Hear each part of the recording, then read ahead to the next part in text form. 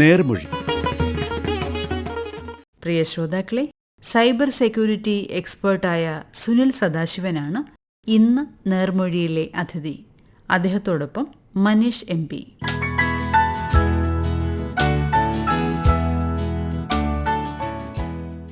നമസ്കാരം പ്രിയ ശ്രോതാക്കളെ, നേർമൊഴിയുടെ ഈ പുതിയ അധ്യായത്തിലേക്ക് സ്വാഗതം. സാങ്കേതികവിദ്യ ദൈനംദിന ജീവിതത്തിൻ്റെ എല്ലാ മേഖലകളിലും കടന്നുകൂടിയിട്ട് പതിറ്റാണ്ടുകളായി. ഇന്ന് സാധാരണക്കാരുടെ ജീവിതത്തിലും സാങ്കേതികവിദ്യ എന്ന് പറയുന്ന അന്യമായിട്ടുള്ള ഒരു വിഷയമല്ല.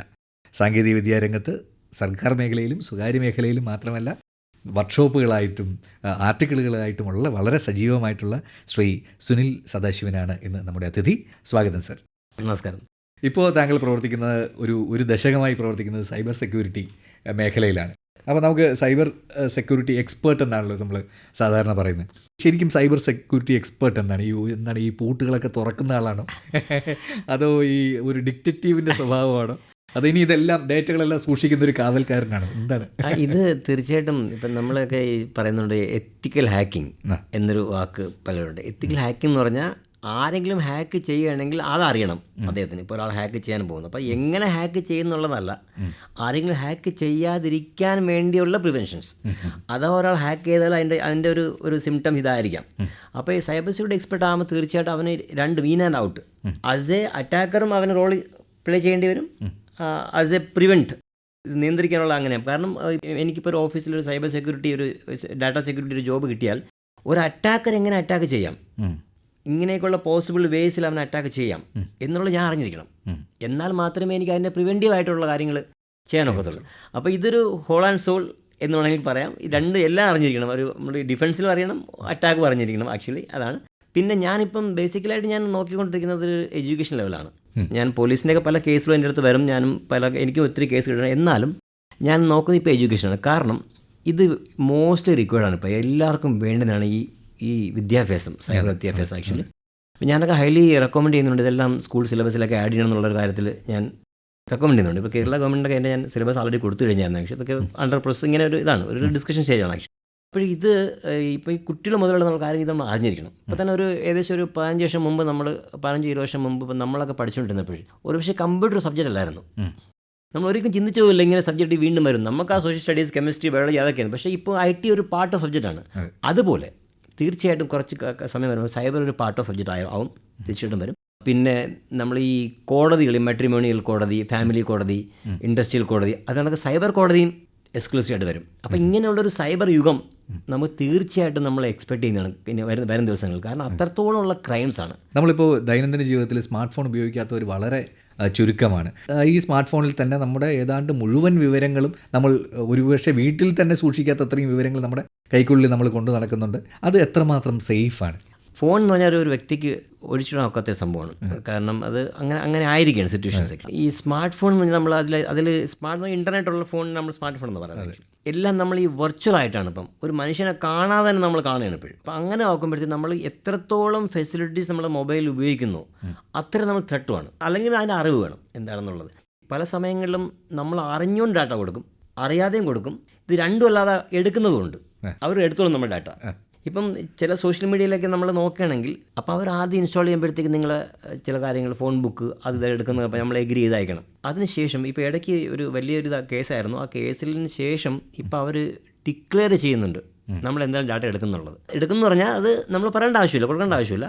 അതിൽ കൊടുക്കുന്നത് ഒന്ന് എൻ്റെ മെഡിക്കൽ ഫിറ്റ്നസ് എന്ന് പറഞ്ഞാൽ എനിക്ക് എന്താണ് അസുഖം, ഞാൻ എന്താണ് മരുന്ന് കഴിക്കുന്നത്, പിന്നെ എൻ്റെ റിലീജിയസ് ബിലീഫ്, പൊളിറ്റിക്കൽ ബിലീഫ്. നിങ്ങളൊരു ഫോണിൽ സംസാരിച്ചാൽ മാത്രം മതി. ഞാൻ വേറൊരു കാര്യം ചോദിക്കുന്നത്, ഇപ്പോൾ നമ്മൾ ചില ഫോണ് ശബ്ദം കേൾക്കുന്ന അല്ലെങ്കിൽ ശബ്ദം റെക്കോർഡ് ചെയ്യുന്ന ആപ്പുകൾക്ക് നമ്മൾ മൈക്രോഫോൺ കൊടുക്കേണ്ട ആവശ്യമുണ്ട്. പക്ഷേ ചില ഒരു ഫ്ലാഷ് ലൈറ്റ് അല്ലെങ്കിൽ ഒരു കാൽക്കുലേറ്റർ പോലുള്ള വളരെ ബേസിക് ആയിട്ടുള്ള കാര്യങ്ങൾ ഇൻസ്റ്റാൾ ചെയ്യുമ്പോൾ പോലും മൈക്രോഫോണിൻ്റെ പെർമിഷനും ക്യാമറയുടെ പെർമിഷനും ഇങ്ങനെയുള്ള അനവധി പെർമിഷൻസ് ചോദിക്കുന്നുണ്ട്. ഇതിൻ്റെയൊക്കെ ഒരു കാര്യം എന്താണ്? സത്യം പറഞ്ഞാൽ ഇത് വളരെ എനിക്ക് തോന്നുന്നത് 90% ആൾക്കാർ ഇതിനെപ്പറ്റിയുള്ള അറിവില്ല ആക്ച്വലി. എന്ന് പറയുന്നത് നമ്മുടെ മൊബൈലിൽ സാധാരണ സ്മാർട്ട് ഫോണിൽ ഒരു ഓപ്ഷൻ ഉണ്ട്. അതിനെ പറയുന്നത് പെർമിഷൻ മാനേജർ എന്നാണ് അതിനെ പറയുന്നത്. എന്ന് പറഞ്ഞാൽ ഞാനിപ്പോൾ ഈ സ്റ്റുഡിയോയിൽ ഇങ്ങനെ കയറി വരുമ്പോൾ നമ്മൾ ഫ്രണ്ട് ഹാളിൽ ഒരു ബോർഡ് വെച്ചിട്ടുണ്ട്. ആ ബോർഡിൽ ഇന്ന ആൾക്ക് ഇന്ന റൂമിൽ കയറാം ഉള്ള അനുവാദമുണ്ട്, അയാൾക്ക് മാത്രമേ കയറാൻ നോക്കൂ എന്നുള്ളൊരു പെർമിഷൻ ബോർഡ്. ഇവിടുത്തെ ഡയറക്ടർ ആണെങ്കിൽ എല്ലാ റൂമിലും കയറാം, പക്ഷേ മാനേജറാണെങ്കിൽ 2 റൂമിലേക്ക് കയറാം. ഇങ്ങനെയുള്ളൊരു പെർമിഷൻ മാനേജർ.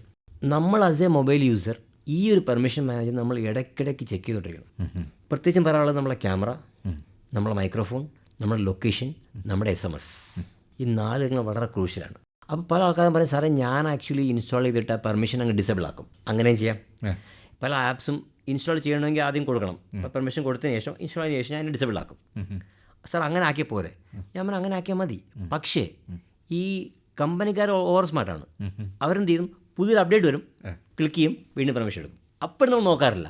നമ്മൾ ഇൻസ്റ്റാൾ ചെയ്യാൻ പറ്റി നോക്കും ഓരോ പെർമിഷൻസ്. പക്ഷേ അത് അപ്ഡേറ്റ് കൂടെ അവർ ഇത് ഞാൻ സ്റ്റഡി ചെയ്ത കാര്യമാണ്. അത് മാത്രമല്ല, ഈ സാധാരണ മനുഷ്യൻ്റെ ജീവിതത്തിൽ അതിന് ഇത്രയൊന്നും സമയമില്ല, ഇതിൻ്റെ പിറകെ നടക്കാനുള്ള സമയമില്ല. പക്ഷേ ഞാൻ എൻ്റെ ഒരു ഇപ്പോൾ കൺസിഡറിങ് ദ ക്രൈംസ് എനിക്ക് പറയാനുള്ളത്, നമ്മളെ കൂടെയുള്ളൊരു കൊച്ചു കുട്ടിയാണ് ഈ മൊബൈൽ.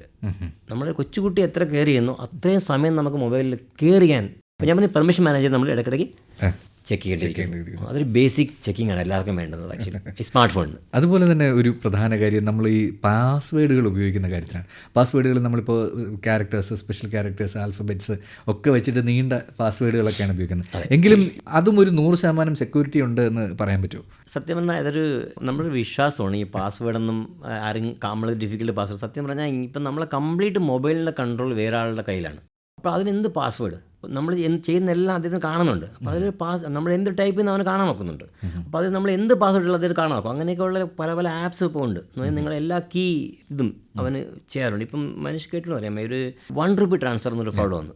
നിങ്ങൾ 1 ട്രാൻസ്ഫർ ചെയ്താന്ന് പറയും. അപ്പോൾ ഇത് പല ആൾക്കും 1 രൂപയല്ലേ ഉള്ളൂ, അതിനെന്താ ട്രാൻസ്ഫർ? അങ്ങനെ ഒരാൾ ഫോൺ ചെയ്ത് പറയുന്നുണ്ടെങ്കിൽ 1 രൂപ, അതിൻ്റെ അർത്ഥം അവൻ്റെ കംപ്ലീറ്റ് കൺട്രോൾ നിങ്ങളുടെ മൊബൈലിൽ അവന് കിട്ടി. അവന് വേണ്ട പിന്ന് മാത്രം. നിങ്ങൾ 1 ട്രാൻസ്ഫർ പിൻ ടൈപ്പ് ചെയ്യേണ്ടി വരും. പിന്നെ അവന് കാണും. കാരണം പിന്നെ എൻ്റെ മനസ്സിലേ ഉള്ളൂ, ഞാൻ ഇങ്ങനെ എഴുതിയിട്ടില്ല. അപ്പോൾ അതിനാണ് ഈ 1 രൂപ ഫ്രോഡ് വരുന്നത്. അപ്പോൾ ഈ ഇങ്ങനെയൊക്കെയുള്ള സമയങ്ങളിൽ നമ്മൾ പാസ്വേഡ്, ഇനിയിപ്പോൾ അങ്ങോട്ട് വരുന്ന യുഗങ്ങൾ എന്ന് പറഞ്ഞാൽ പാസ്വേഡ് പ്ലസ് വേറെ എന്തെങ്കിലും ബയോമെട്രിക് എന്ന് പറഞ്ഞാൽ, ഞാൻ പാസ്വേഡിൻ്റെ കൂടെ ഞാനൊരു എൻ്റെ വിരലോ എൻ്റെ ഇറീസിൻ്റെയോ അല്ലെങ്കിൽ എൻ്റെ ഫേസ് റീഡിങ്ങോ അല്ലെങ്കിൽ എൻ്റെ വോയിസോ, ഇതും രണ്ടാമത്തെ സെക്യൂരിറ്റി. തേർഡ്, ഒരു പക്ഷേ ഒരു USB കീ, അത് നമ്മൾ UB കീ എന്നൊക്കെ പറയാം ആക്ച്വലി. ഇപ്പം നമുക്കൊരു സോഷ്യൽ മീഡിയ ലോഗിൻ ചെയ്യണമെങ്കിൽ ഞാൻ ഈ പാസ്വേഡ്, എൻ്റെ OTP, എൻ്റെ ബയോമെട്രിക്, പിന്നെ UB കീ ഇതിട്ടാൽ മാത്രമേ എനിക്ക് അങ്ങോട്ട് കയറാൻ ഒക്കത്തുള്ളൂ. 4-5 വർഷമായിട്ട് നമ്മുടെ ഇന്ത്യയിൽ ഇതുവരെയില്ല, പല രാജ്യങ്ങളിലും ATM കൗണ്ടറിൽ പോകുമ്പോൾ ആദ്യം നിങ്ങളെ ഒരു 6 ടൈപ്പ് ഓഫ് ഓതൻറ്റിക്കേഷൻ ഉണ്ട്. നമ്മുടെ വിരൽ, നമ്മളെ കംപ്ലീറ്റ് കൈ, പിന്നെ നമ്മളെ കണ്ണിൻ്റെത്, നമ്മളെ വോയിസ്, പിന്നെ OTP. ഇതൊന്നും അല്ലാതെ ഒരു ഇയർ അക്കോസ്റ്റിക് ഓതൻറ്റിക്കേഷൻ എന്ന് പറയും. എന്ന് പറഞ്ഞാൽ ഞാനൊരു ATM ഫ്രണ്ടിൽ പോകുമ്പോഴത്തേക്ക് ATM എന്നോട് പറയും ഹലോ, അപ്പം ഞാൻ തിരിച്ചു പറയും ഹലോ. അപ്പം ഞാൻ ഹലോ എന്ന് പറയും. അപ്പം ഈ ATM എന്നോട് ഹലോ എന്ന് പറയുമ്പോൾ എൻ്റെ ആ ബാങ്കിങ് കിറ്റിലൊരു ഇയർ ബഡും ഉണ്ട്. അപ്പോൾ എൻ്റെ ഇയർ ബഡിൽ ഞാൻ എങ്ങനെ എൻ്റെ കേൾക്കുന്ന ഫ്രീക്വൻസി എത്രയാണ് അത് അളന്നിട്ട് ഞാനാണെന്നുള്ളത് മാച്ച് ചെയ്യും. ഓക്കെ, ഇതൊക്കെ എന്ന് പറഞ്ഞാൽ ചിന്തിക്കുന്നതിന് വിദൂരതയാണ്. ഇതൊക്കെ 6-7 വർഷമായിട്ട് പല ബാങ്ക്സും ഔട്ട് ഓഫ് ഇന്ത്യയിൽ ഇതൊക്കെ വന്നിട്ടില്ല കാര്യം. ഇത്രയും ഓതൻറ്റിക്കേഷൻ ചെയ്താൽ മാത്രമേ നിങ്ങൾ ATM പൈസ എടുക്കാക്കത്തുള്ളൂ. പക്ഷേ ഇങ്ങനെയുള്ള സെക്യൂരിറ്റി സിസ്റ്റം നമ്മൾ ഇന്ത്യയിൽ കൊണ്ടുവരാൻ പാടാണ്, ബുദ്ധിമുട്ട്. കാരണം നമ്മളെ ഈ വേരിയിങ് പോപ്പുലേഷനാണ്. കാരണം പാവപ്പെട്ടവന് മുതൽ പണക്കാരുള്ള ഈ ഇപ്പം നമ്മൾ 140 കോടിയിൽ ഒരു മെജോറിറ്റി ബിലോങ്സ് ടു വില്ലേജസ്. അപ്പം അവർക്ക് ഇപ്പം ഞാൻ ഉദാഹരണം എപ്പോഴും പറയും, നമ്മളിപ്പം നാളെ ഗവൺമെൻറ് ഒരു ഉത്തരവിടുകയാണ്, നാളെ മുതൽ റെയിൽവേ ടിക്കറ്റ് ഓൺലൈൻ മാത്രമേ കിട്ടൂ എന്നൊരു ഉത്തരവിടുകയാണെങ്കിൽ എത്ര പേർക്ക് ടിക്കറ്റ് ബുക്കിംഗ് ആക്കും? കൗണ്ടറിൽ പോയാലും പല ആൾക്കാരുടെ സഹായം വേണം ആക്ച്വലി. അപ്പം നമ്മൾ ഇന്ത്യയിൽ ഇങ്ങനെയൊക്കെയുള്ളൊരു മണ്ടേറ്റ് കൊണ്ടുവരാൻ ഒത്തിരി ബുദ്ധിമുട്ടായിരിക്കും. അപ്പോൾ അവരെന്താ പറയുന്നത്, ഓക്കെ നിങ്ങൾ ഇങ്ങനെയും ചെയ്താലും മതി. അവിടെയാണ് ക്രൈം ആവുന്നത്, സാധ്യതകൾ. ഞാൻ ഇതിനോട് ചേർത്ത് വേറൊരു കാര്യം ചോദിച്ചു. ഇപ്പോൾ നമ്മുടെ സ്മാർട്ട് ഫോണിൻ്റെ കാര്യത്തിൽ ചിലപ്പോൾ നമ്മുടെ ഈ ബയോമെട്രിക് ഉണ്ട്, നമ്മുടെ ഫേസ് ഡിറ്റക്ഷൻ ഉണ്ട്, അതിൻ്റെ കൂടെ ഒരു 6 ഡിജിറ്റ് പാസ്വേഡും ഉണ്ട്. ആ ഒരു കോമ്പിനേഷനും ഇതിലോട്ടൊരു ചുവടുവെപ്പായിട്ട് ആലോചിച്ച് പറയാവുന്നതാണോ? തീർച്ചയായിട്ടും. ഈ ബയോമെട്രിക് ഇപ്പം നമ്മുടെ ഒരു പുതിയൊരു പേയ്മെൻറ്റ് സിസ്റ്റം ഉണ്ട്. ഇതും പലർക്കും അറിയത്തില്ല. ഇപ്പം നമ്മളിപ്പോൾ ഈ ചെക്ക് പേയ്മെൻറ്റ്, ATM വിഡ്രോൾ അല്ലെങ്കിൽ NEFT അങ്ങനെ അതല്ലാതെ ഒരു പുതിയ പേയ്മെൻറ്റ് സിസ്റ്റം ബാങ്ക് കോവിഡിന് ശേഷം കൊണ്ടുവന്നതാണ്. അത് നമ്മൾ പറയുന്നത് AEPS എന്നാണ് പറയുന്നത്, ആധാർ എനേബിൾഡ് പേയ്മെൻറ്റ് സിസ്റ്റം. നിങ്ങൾ ബാങ്കിൽ പോകുമ്പോൾ നിങ്ങൾക്ക് ഒരു ഫോണും ഒന്നും വേണ്ട, നിങ്ങൾ ചെല്ലുക, നിങ്ങൾ ബയോമെട്രിക് എടുക്കും, നിങ്ങൾക്ക് പൈസ കിട്ടും. No OTP, no mobile, nothing. Okay. പക്ഷേ അതിശയം അതിലും ഫ്രോഡ് നടന്നു. നിങ്ങളൊരു വിരൽ വേറൊരാൾ കൊണ്ടുപോയി നിങ്ങൾ ബാങ്കിൻ്റെ പൈസ എടുത്തു. സംഭവിച്ചത് എങ്ങനെയാണ്, നമ്മൾ ഈ ലാൻഡ് രജിസ്ട്രി റെക്കോർഡ്സ്, നമ്മളൊരു സാധനം വാങ്ങിക്കും വിൽക്കുമ്പോഴും നമുക്ക് എന്തൊക്കെയാണ് നമ്മൾ തമ്പ് വെച്ച് വെക്കത്തുള്ളൂ. അപ്പോൾ ഇത് നടന്ന ലക്നൗവിലാണ്, UP നടന്ന കേസാണ് ആക്ച്വലി. അവിടെ എന്ത് ചെയ്യുന്ന പറയുമ്പോൾ ഈ ലാൻഡ് രജിസ്ട്രി റെക്കോർഡിൽ നിന്ന് ഇവർ സ്കാൻ ചെയ്തിട്ട് ഫിംഗറിന് എടുത്തിട്ട് അതിനെ സിലിക്കോൺ സ്റ്റാമ്പ് വെച്ചിട്ട് ഒരു ബാങ്ക് എംപ്ലോയി അതിനകത്ത് ഇൻവോൾവ് ആയിരുന്ന ആ ക്രൈമിൽ ചെന്ന് പൈസ എടുത്തു. അപ്പോൾ അങ്ങനെ ഒന്ന് ഇത് 2 വർഷം മുമ്പുള്ള കാര്യമാണ്. ഇപ്പം അതിനെ പ്രിവെൻറ്റ് ചെയ്യാൻ വേണ്ടി ഗവൺമെൻറ് പുതിയൊരു സാധനം അണ്ടർ പ്രോസസ്സാണ്. അതിന് നമ്മൾ പറയുന്നത് ലൈവ്ലിനെസ് എന്ന് പറഞ്ഞാൽ ആ വെക്കുന്ന വിരൽ ഒരു ജീവിച്ചിരുന്ന മനുഷ്യൻ്റെ ആണോ എന്നുള്ളത് ആ ബോഡി സെൻസോ അല്ലെങ്കിൽ ടെമ്പറേച്ചറോ വെച്ചത് സെൻസറുണ്ട്. അപ്പോൾ അത് കൊണ്ടുവരുമ്പോഴത്തേക്കിങ്ങനെ അപ്പോൾ ഇങ്ങനെയുള്ള ടെക്നോളജി അത് കൂടുന്നുണ്ട്. പക്ഷേ ഇതാണ് സാധാരണ മനുഷ്യന് ഉപയോഗിക്കണം. ഇപ്പം ഞാനിപ്പോൾ ഈ ഫ്ലൈറ്റിൽ വരുമ്പോൾ നമ്മൾ ഡിജി യാത്ര എന്ന സംവിധാനമുണ്ട്. വളരെ നല്ല, നമുക്ക് ഒരു ക്യൂ വേണ്ട, ഒന്നും വേണ്ട. മനുഷ്യനൊരു ഏകദേശം ചിന്തിക്കാനുള്ള ഒരു ഇതേ ഉള്ളൂ. നമ്മൾ ഈ ഫ്ലൈറ്റിൽ പോകുന്ന പോപ്പുലേഷൻ്റെ ഒരു എഡ്യൂക്കേഷണൽ ഒന്ന് നമുക്കൊന്ന് ചെയ്യാനുള്ളതാണ്. അപ്പോൾ എന്നാലും ഇപ്പോഴും നമ്മൾ എയർപോർട്ടിൽ പോകുകയാണെങ്കിൽ ഒരു 10-15% മാത്രമേ ഡിജി യാത്ര ഉപയോഗിക്കുന്നുള്ളൂ. ബാക്കിയുള്ളവരും വീണ്ടും ക്യൂ നിൽക്കുകയാണ്. അപ്പോൾ അതാണ് നമ്മൾ എഡ്യൂക്കേഷൻ ലെവൽ. നമുക്ക് വേണ്ടത് ലിറ്ററസി എഡ്യൂക്കേഷൻ ലെവലാണ് വേണ്ടത്. നമ്മൾ അറ്റ്മോസ്റ്റ് അഡ്വാൻസ്ഡ് ആണ്. നമ്മൾ എല്ലാ രാജ്യത്തെക്കാളും കൂടുതൽ നമ്മൾ മുന്നിട്ടുണ്ട്. പക്ഷേ അതിൻ്റെ അത്രയുള്ള എഡ്യൂക്കേഷൻ വരുന്നില്ല. അതാണ് ഏറ്റവും വലുത്. ഏതാണ്ട് 500-ലധികം വർക്ക്ഷോപ്പുകൾ താങ്കൾ കണ്ടക്ട് ചെയ്ത് ഇന്ത്യക്ക് അകത്തും പുറത്ത്, കേരളത്തിലും പല സ്ഥലത്തുമായിട്ട്. അപ്പോൾ ഇവിടെയെല്ലാം കാണുന്ന ഒരു വ്യത്യാസം എന്താണ് സാർ കേരളം ആയിട്ട് തട്ടിച്ച് നോക്കുമ്പോൾ? കേരളത്തിൻ്റെ വെച്ച് നമ്മളെ ഇവിടുത്തെ ഒരു എഡ്യൂക്കേഷൻ ലെവൽ ബാക്കി നമ്മളെ നോർത്തിലോട്ട് പോകുന്നേക്കാളും ഒത്തിരി കൂടുതലാണ് ഇവിടുത്തെ എഡ്യൂക്കേഷൻ ലെവൽ. ഇവിടുത്തെ ഒരു ടെക്നോളജി ഉപയോഗം ഇത് ബാക്കി സ്ഥലങ്ങളിലേക്കാളൊക്കെ കുറച്ച് കൂടുതലാണ്. ഇപ്പം ഞാൻ തന്നെ പറയുമ്പോൾ നമ്മൾക്കിപ്പോൾ ഈ പോലീസിൻ്റെ കയ്യിൽ ഈ സ്ത്രീ സുരക്ഷയ്ക്ക് വേണ്ടി ഒരു ബട്ടൺ മൊബൈൽ പ്രസ് ചെയ്യുമ്പോൾ ഓട്ടോമാറ്റിക് നിങ്ങൾ കോൾ പോകുന്നു, ladies police station, ladies police വരുന്നു. അല്ലെങ്കിൽ നിങ്ങൾ ലേഡീസ് ട്രാവൽ ചെയ്യുമ്പോൾ അവർ ലൊക്കേഷൻ എല്ലാം മറ്റൊക്കെ കാണാൻ നോക്കും. ഇങ്ങനെയൊക്കെയുള്ള നല്ല നല്ല ആപ്സ് കേരളത്തിലും ഞാൻ കണ്ടിട്ടുണ്ട് ആക്ച്വലി പല. പക്ഷേ ഇത് മറ്റ് സ്റ്റേറ്റിലും ഉണ്ടോ എന്ന് ഇപ്പം ഞാൻ മഹാരാഷ്ട്രയിൽ ഉണ്ടോയെന്ന് ചോദിച്ചാൽ ഉണ്ട്, പക്ഷേ അത്ര ഒരു പ്രിവെയിലിംഗ് അല്ല. പിന്നെ രണ്ടാമത്തെ കാര്യം എന്ന് പറഞ്ഞാൽ ഇപ്പോൾ ഇവിടേക്കുള്ള പോപ്പുലേഷൻ എന്ന് പറഞ്ഞാൽ ഇപ്പം ഒത്തിരിയേറെ വെളിയിൽ നിന്നുള്ള ആൾക്കാരും ഇവിടെ വന്ന് ജോലി ചെയ്ത്, നേരത്തെ അങ്ങനെ അല്ലായിരുന്നു. ഇവിടുത്തെ ആൾക്കാരാണ് വെളിയിൽ പോയിക്കൊണ്ടിരുന്നത്. അപ്പോൾ അങ്ങനെ വെച്ച് നോക്കുമ്പോഴത്തേക്ക് ഈ ലാംഗ്വേജ് ബാരിയറും ഇവിടെ നേരത്തെ അതൊരു വലിയ ബാരിയർ ആയിരുന്നു കേരളത്തിൽ. ഇപ്പോൾ അത് പല വേറെ സദേൺ സ്റ്റേറ്റിൽ ഇങ്ങനെ ഉള്ളതാണ്. ഇപ്പം ഹിന്ദി പറഞ്ഞാൽ അവർക്ക് അറിയത്തില്ല. പക്ഷേ നമ്മളിപ്പോൾ കേരളത്തിൽ പല നിങ്ങൾ സിറ്റിയിൽ പോകുകയാണെങ്കിൽ മിക്കവാറുള്ളവർക്ക് ഹിന്ദി അറിയാം. ഒരു ചെറിയ കടക്കാരനും ഹിന്ദി അറിയാം. മറ്റ് സ്റ്റേറ്റുകളിൽ ഇങ്ങനെയാണ്. പിന്നെ മാത്രമല്ല ഇവിടുത്തെ ഒരു കേസിൻ്റെ റിപ്പോർട്ടിംഗ് ട്രെൻഡ് കൂടുതലാണ്. ഈ സൈബർ പോലീസിൻ്റെ കേസ് റിപ്പോർട്ട് ചെയ്യുന്നത് നമ്മളിപ്പോൾ നോർത്തിലോട്ട് പോകുകയാണെങ്കിൽ അത്രയേറെ ഇല്ല. പിന്നെ ഒരു വലിയൊരു ചലഞ്ച് സൈബർ ഫീൽഡിലെന്ന് പറഞ്ഞാൽ ഇപ്പോൾ മഹാരാഷ്ട്രയിലൊക്കെ എല്ലാ ഡിസ്ട്രിക്റ്റിലും അറ്റ്ലീസ്റ്റ് 1 സൈബർ പൊല്യൂഷനുണ്ട്. പക്ഷേ ഇന്ത്യയിൽ ഇപ്പോഴും ചില സംസ്ഥാനങ്ങളിൽ ചില ജില്ലകളിൽ സൈബർ പൊല്യൂഷൻ ഇല്ല. അവന് വേറൊരു ജില്ലയിൽ പോയിട്ട് സൈബർ റിപ്പോർട്ട് ചെയ്യേണ്ടി വരും. അപ്പോഴത്തേക്കൊക്കെ ഒരുപാട് സമയം കഴിഞ്ഞ് പോകും. അപ്പോൾ ഇങ്ങനൊരു വ്യത്യാസം തീർച്ചയായിട്ടും ക്രോസ് ബോർഡറിൽ ഉള്ളതാണ്. പിന്നെ നമ്മൾ സൈബർ ലോ മറ്റു കൺട്രി, ഞാൻ മലേഷ്യയിലൊക്കെ പോകുമ്പോൾ അവിടെയൊക്കെ ആണെങ്കിൽ സൈബർ ലോ ഒത്തിരി സ്ട്രോങ്ങാണ്.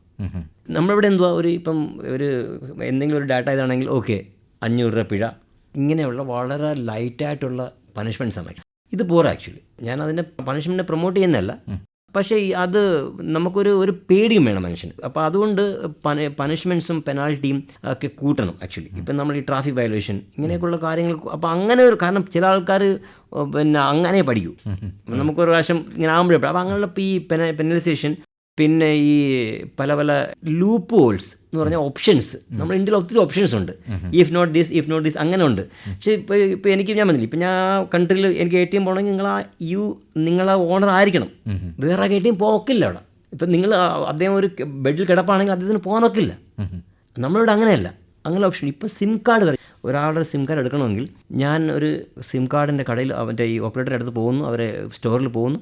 സാറേ എൻ്റെ അപ്പൂപ്പന് അദ്ദേഹത്തിന് സുഖമില്ല, അദ്ദേഹം ബെഡിലിടണം, അദ്ദേഹത്തിൻ്റെ പേരെങ്കിൽ സിം വേണം. അപ്പോൾ അവർ ചോദിക്കുക അപ്പൂപ്പനോടെ അദ്ദേഹം ബെഡില്ല, അത് നമുക്കെങ്ങനെ അറിയാം? Sir doctor certificate, okay, SIM provide. ഇത്ര ഈസിയാണ്.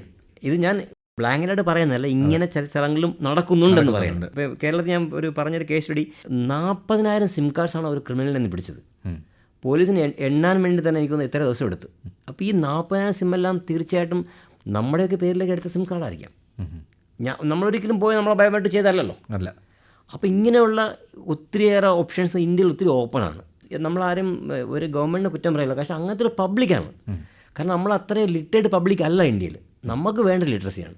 നമ്മൾ അതുപോലെ തന്നെ നമ്മുടെ ഡോക്യുമെൻറ്റ്സ് സൂക്ഷിക്കുന്ന കാര്യത്തിൽ വളരെ അലംഭാവമുള്ളൊരു ആൾക്കാരായിട്ട് തോന്നിയിട്ടുണ്ട് സാർ. ഈ ആധാർ കാർഡ് അല്ലെങ്കിൽ പാൻ കാർഡ് ഇങ്ങനെയുള്ള കാര്യങ്ങളെല്ലാം തന്നെ നമ്മൾ ആര് ചോദിച്ചാലും കൊടുക്കുന്ന, അല്ലെങ്കിൽ അങ്ങനെയൊക്കെ വളരെ അലക്ഷ്യമായി ഉപയോഗിക്കുന്ന, പ്രത്യേകിച്ച് നമ്മുടെ മൊബൈൽ ഫോണിൻ്റെ ക്ലൗഡിൽ സൂക്ഷിക്കുന്ന, അതുമായി ചേർന്ന് ഞാൻ ചോദിക്കുന്നത്, മൊബൈൽ ഫോണിൻ്റെ ക്ലൗഡ് അല്ലെങ്കിൽ ഒരു ക്ലൗഡിൽ നമ്മൾ സൂക്ഷിക്കുന്നത്, ഇപ്പോൾ ചിത്രങ്ങളെല്ലാവരും ക്ലൗഡിൽ തന്നെയാണ് സൂക്ഷിക്കുന്നത്, അതുപോലെ ഈ ഡേറ്റയും പലപ്പോഴും ചിത്രമെടുത്ത് സൂക്ഷിക്കുന്ന ഒരു രീതിയാണ് വളരെ എഡ്യൂക്കേറ്റഡ് ആയിട്ടുള്ള ആൾക്കാർ പോലും ചെയ്യുന്നത്.